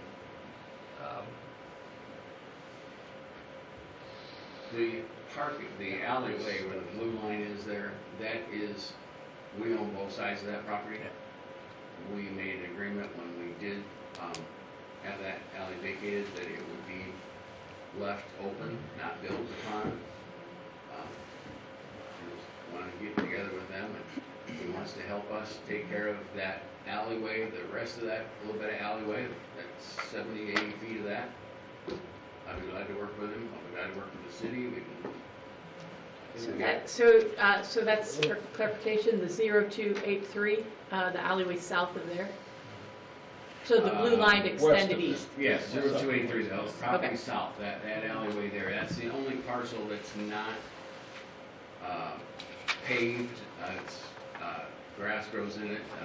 It doesn't get used all that often by anybody, but I mean, like I say, it wouldn't take much to put some slag in there and dress it up, keep it maintained. Okay. Dr. President, Scott. No, I'm ready to make a motion. You ready to make the motion? Okay. Y'all gentlemen can have a seat. Your time is over, sir. I think we tried to take your consideration. Okay, go for it. I agree with the guy from Lee Insurance. Yeah, I'm sorry, everybody. To me, this is step one, and I think the city should start looking at more improvements. But I make a motion to send the substitute bill, 0618 to the full council favorable. Second. Okay, we have a motion and a second. All in favor, say aye. Aye. All opposed, pardon me? All, those who like to oppose, say nay. Okay, no nays. Okay, it is carried. And move forward. Councilmember Davis, I would like to add though, if administration can get with, and what was your name again? I'm sorry. Kennedy. Your name? Pat Kennedy. Or Mr. Kennedy, and also with the owner of most of the property over here in the city, to try to kind of address some of these issues as well as we possibly can. I would hope that you'll be able to do that. I see that, the Director of Community Investment has done so, and maybe get back with us in about 3 weeks to give us an update on the status of those level of discussions. Okay, so at our next zoning meeting, can you give us an update regarding what you met with Mr. Kennedy about, and just give us a brief update regarding that? Okay? We all at peace, and we move forward to our next bill. Bill number 1118. Motion. Now, for purposes of public hearing, could we consider both 11 and 1218 together? All in favor would like to hear. So moved. Second. All in favor, say aye. Aye. All opposed, same sign. We will now hear Bill 1118 and 1218 together for the purpose of public hearing and vote on them separately. 1118, public hearing on an ordinance of the Common Council of the City of South Bend, Indiana, amending ordinance number 10499-17 and ordinance number 1052917 relating to appropriations and tax rates for the year beginning in January 1st, 2018 and ending December 31st of 2018 to correct a scrivener's error. 1218, public hearing on an ordinance of the Common Council of the City of South Bend, Indiana, amending Chapter 2, Article 14 of the South Bend Municipal Code to establish a new park fund, Park Bond Debt Service Fund number 312. The Personnel and Finance Committee heard both of these bills, and we sent it to the council with a favorable recommendation. Okay. We now hear from Ms. Jennifer. Good evening, Council. Jennifer Hockenhull, City Controller, offices on the 12th floor of this building. The bill before you is simply to correct a technical reporting error for the Parks Bond levy. Originally, when we had prepared the budget, we had prepared the Parks Bond and the Hall of Fame bond as one debt levies, debt service payment, and now we are just breaking it into two separate funds, the Hall of Fame Bond Fund 313, and now this new fund, as stated in the second bill, for a new Parks Bond Fund for fund number 312. There's no, it's all net dollars, no new dollars being requested here. Okay, we've heard her report. Any questions at this time from council? Dr. Varner. None of this will affect any rates. Correct. None of this will affect any. Thank Any you. other questions at this time? Seeing none, we're now ready for public hearing. Those who like to speak in favor, please come forward. Those who like to speak in opposition, please do likewise. Seeing neither, then we close the public hearing and we come back to either comments or to vote on 1118. I'd like to make a motion that we send 1118 to the full council with favorable recommendation. Second. All in favor say aye. Aye. All opposed, the same sign. We will go for it favorably. Now, what's your pleasure on 1218? Make a motion to send 1218 to the full council favorably. Second. All in favor say aye. Aye. All opposed, the same sign. That would also go before it's both passed, and make a motion to close the committee of the whole and pass this over to our president. So moved. All in favor say aye. Aye. Opposed? There we go. Thank you. I did not rise, I just said it. Full council's now back in session. Ms. Fowler, would you please give reading to 8917? Third reading on an ordinance of the Common Council of the City of South Bend, Indiana, amending Chapter 21 of the South Bend Municipal Code, Article 3, Commercial/Mixed-Use Districts to revise permitted uses and development standards. Motion to amend as was in committee of the whole. So moved. Second. All in favor? Aye. All opposed? Thank you. Ms. Fowler, roll call. Councilmember Varner, No. We need a motion for pass. Motion for passage as amended. Second. Ms. Fowler. Councilmember Varner, We say all in favor say aye. Didn't have the ayes, we had the motion in the second. All in favor say aye for the motion. No, we made a did? That was just motion, a- accepted the sub We have to have a motion. for the full, for us to vote on the full amended version. So it's roll Stand call. corrected. Yeah. Okay, I apologize. Go forward with the reading. Councilmember Varner, Aye. Vice President Davis, Aye. Councilmember Vorty, Aye. Councilmember White, Aye. Councilmember Preston, Aye. Councilmember Broughton, Aye. President Scott, Aye. 7 ayes. Thank you. 0618. 0618, third reading on an ordinance to vacate the following described property. Street vacation, Western Avenue from Francis Street East, 241 feet to Prairie Street, the first north-south alley east of Francis Street between Western Avenue on the north to the first east-west alley south of Western Avenue, South Bend, Indiana. Move for the passage of 618. Second. Oh. Ms. Fowler, roll call. Vice President Davis, Aye. Councilmember Vorty, Aye. Councilmember White, Aye. Councilmember Preston. Aye. Councilmember Broughton. Aye. Councilmember Varner. Aye. President Scott. Aye. 7 ayes. Thank you. 1118, please. 1118, third reading on an ordinance of the Common Council of the City of South Bend, Indiana, amending ordinance number 10499-17 and ordinance number 10529-17 relating to appropriations and tax rates for the year beginning in January 2018, and ending December 31st of 2018 to correct a scrivener's error. Move with passage of 1118. Second. Ms. Fowler? Councilmember Vorty. Aye. Councilmember White. Aye. Councilmember Preston. Aye. Councilmember Broughton. Aye. Councilmember Varner. Aye.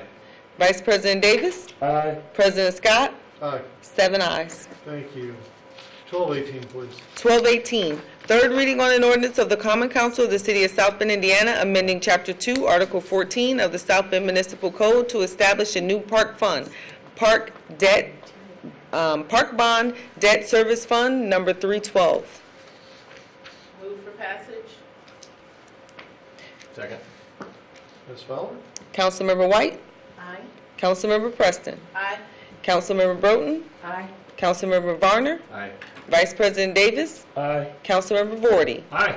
President Scott. Aye. 7 ayes. Thank you. Resolutions. 1805, please.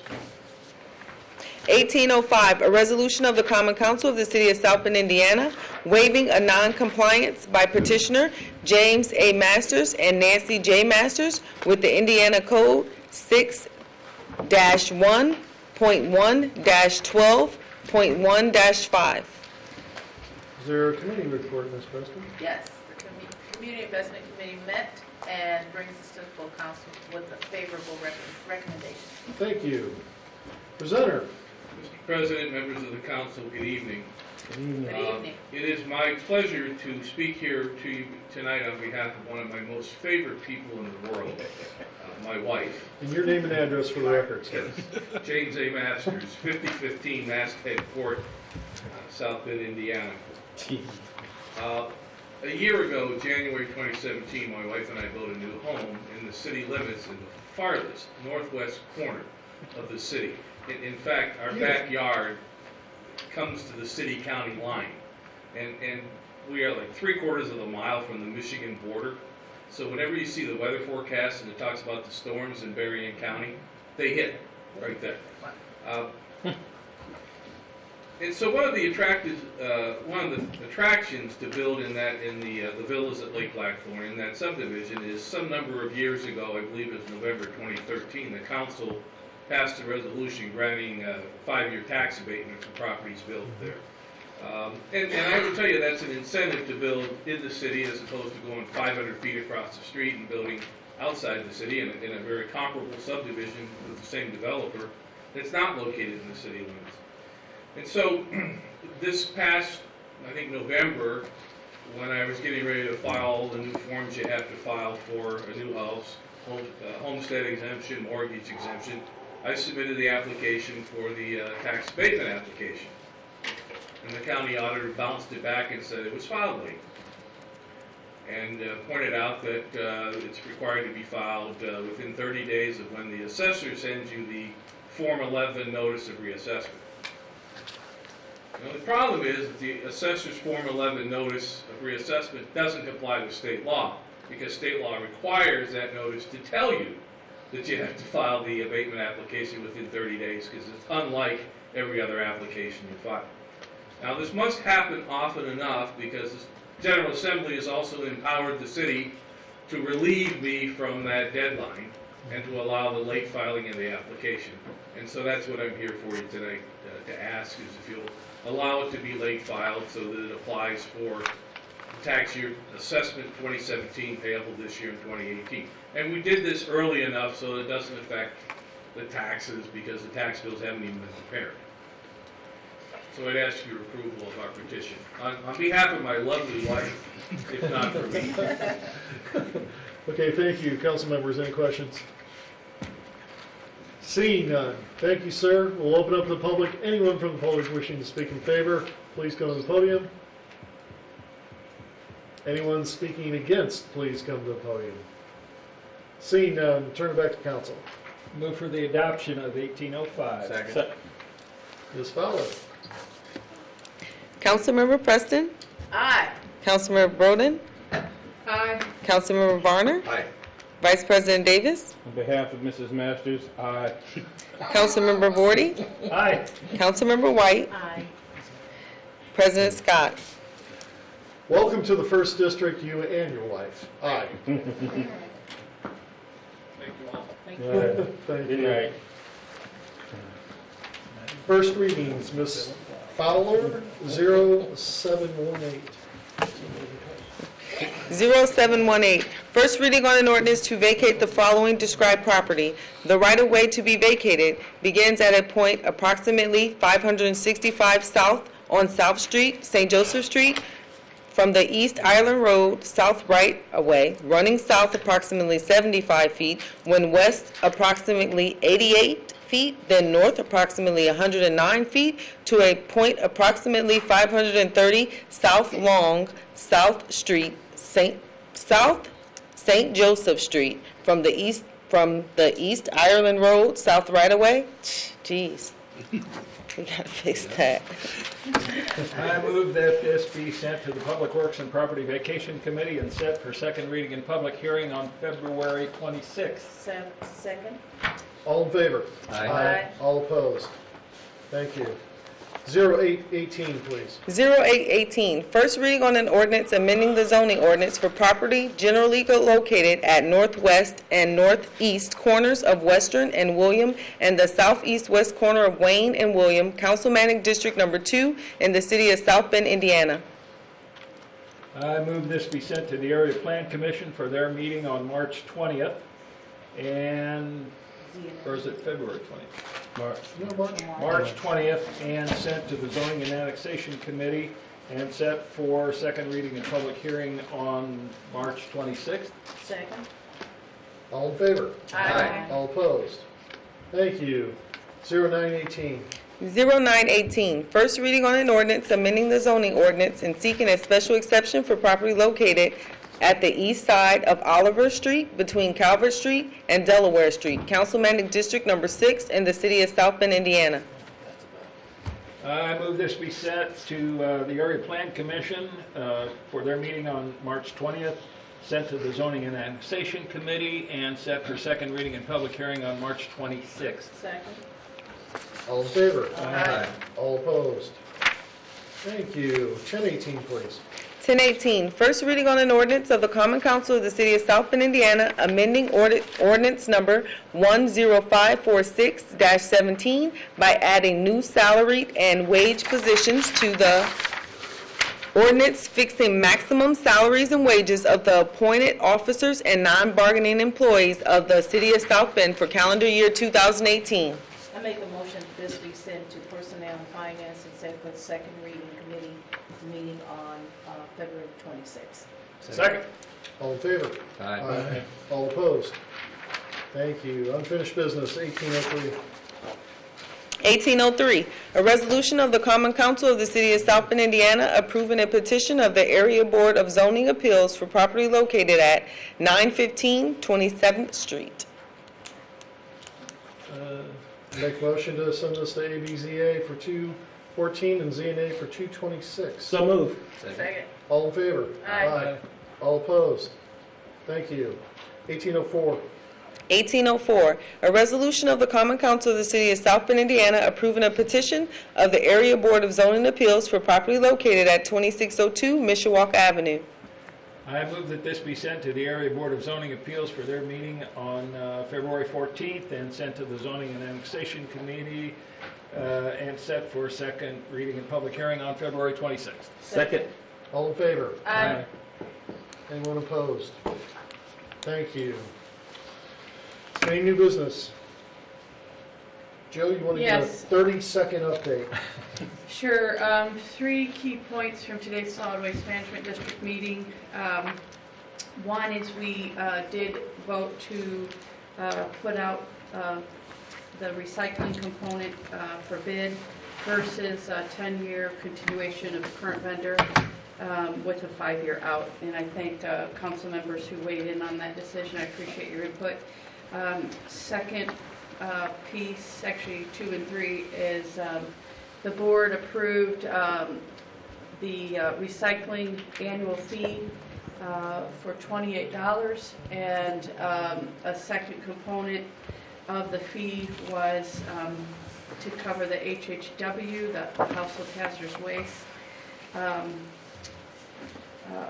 That fee was revised down from 12 from what you had reviewed to 11. That passed with 2 votes in opposition, I believe. I was on the losing end of that vote. So going forward, with regard to the contract, we'll be looking at trying to get a work group to evaluate it, but more importantly, a weighted scorecard to evaluate the bids that are coming in. And I'll keep you posted on both of those items relative to looking at newer, or just a new vendor for 2018. All this is subsequent because the contract for recycling expires at the end of this year. And then with regard to the fees for the HHW, I think we've done a considerable amount of work trying to identify and appropriately assign fees.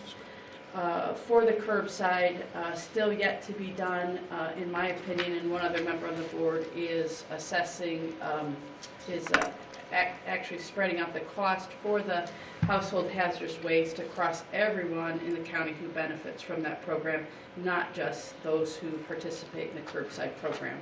So looking for additional input as we go forward and trying to find a reduction and a shared cost, if you would, across all members of the county with regard to those who benefit either by use or by not having these hazardous chemicals, tires, you name it, the hazardous stuff dumped in alleyways, dumped on vacant properties, or dumped in our water sources. Can I ask a question? Yeah. Yes. I believe that there's going to be a new location for the household hazardous waste. Already is. Okay, since Mr. Barat's still here, could we restate that and get that out? Sure, it is on, very hard to find. I'm sorry, it is on Kerr Street, just south of Western. I can get the address before we leave tonight, I'm sorry. Don't want to find it real. Yeah, I think if we could get that out. Yeah. It's Yeah, going to be much more convenient, more centrally located. Exactly. I guess going forward, Mishawaka, the city of Mishawaka is contemplating continuing to offer curbside services, but or not curbside, I'm sorry, household hazardous waste drop-off and a possible satellite relationship with the district. So what was formerly at 5th Street, City of Mishawaka is looking at trying to keep that in place. So that will be part of these ongoing conversations in trying to come up with funding that will actually support and sustain what I consider a very needed program, and that is the household hazardous waste. Thank you. Appreciate it. Thanks for your 828 Kerr Street, South Bend, Indiana. So just south of West Sample. Yeah. Be the first block, first street to the south. It's right off the southwest corner of Prairie or Sample and Chafe. Right. In the And that was voted on, and it's a considerable cost savings to have established that and to move things over. But as I said, there's some ongoing questions about how to resolve the HHW fee. Thank you for that 30-second update. Thank you. You're welcome. Good info. Mr. Davis. No, I would recommend, if we already haven't already put it in process, that at our next council meeting, that we do a proclamation and invite former council member Kelly to come, and we honor him for his years of service. So you can come like we do, and customary for us to do. Okay. So I would just want us to do that at the next meeting. All right, thank you. Okay, we'll turn to the privilege of the floor. And could the clerk office be responsible for reaching, or you or somebody? Yeah. Okay, cool. I'm a piece.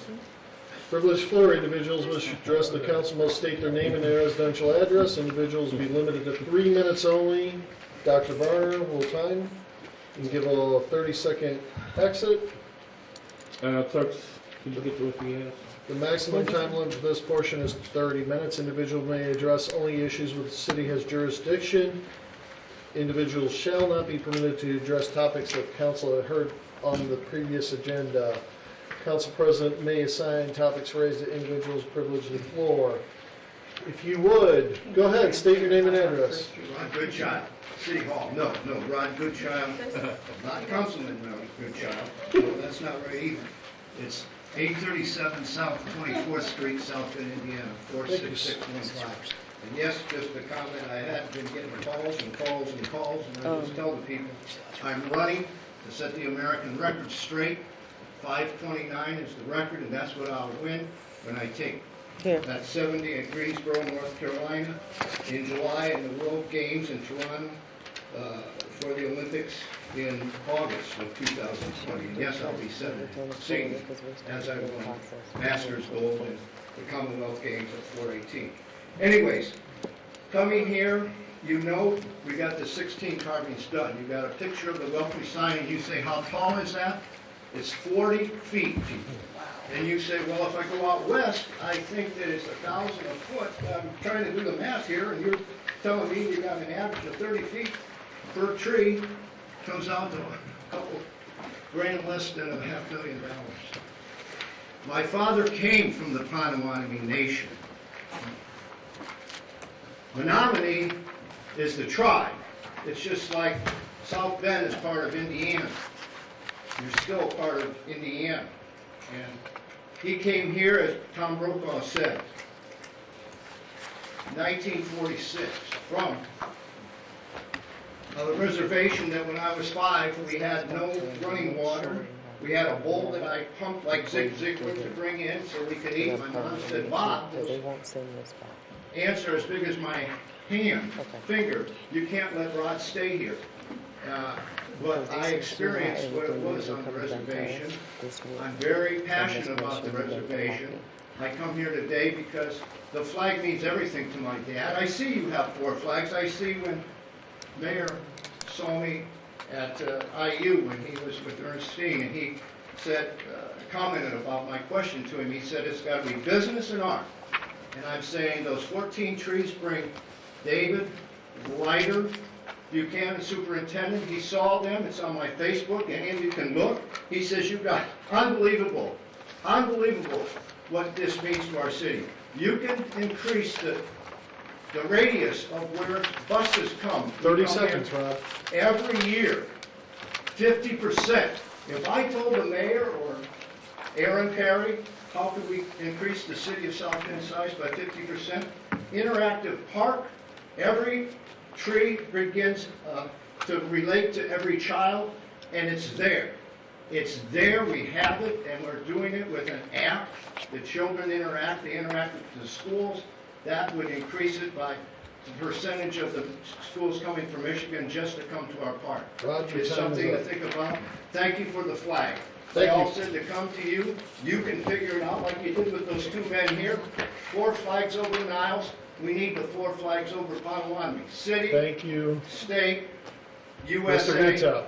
Potawatomi Nation, Potawatomi Park. Thank you. Anyone else wishing to speak at privilege of the floor? Entertain a motion. Motion to adjourn. Second. All in favor? Aye. Good night, everybody. Good night. Hey, can I say something? Huh? Are these new? Yeah, commission. Yeah. Everybody's appointed until we're reassigned. We've got applications in on some where that deadline's coming up soon. But yeah, we'll do that. Committees are up to our chair. Right, but I didn't get it later. I just have a status. Janice, make it set up. People hang out. No one has. Hey, I have a question. Media doesn't get to come into the executive session. No, I'm just. No, I'm just asking. Oh, no, I'm just asking. It's okay. I just wanted them to. I'm just giving this information that's public record. He can provide the. No, nobody came in. They met me afterwards. Oh. In terms of bill or vacancies, whatever, or do you know off the top of your head?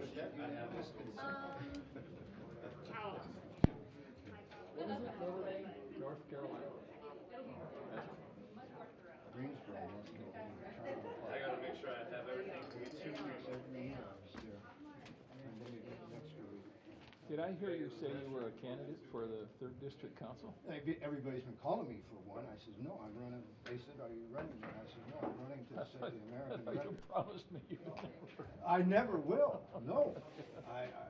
That's what I told everybody. They said, are you running? And I said, yes, I'm running. I'm running. I'm down in Fort Lauderdale. Yeah.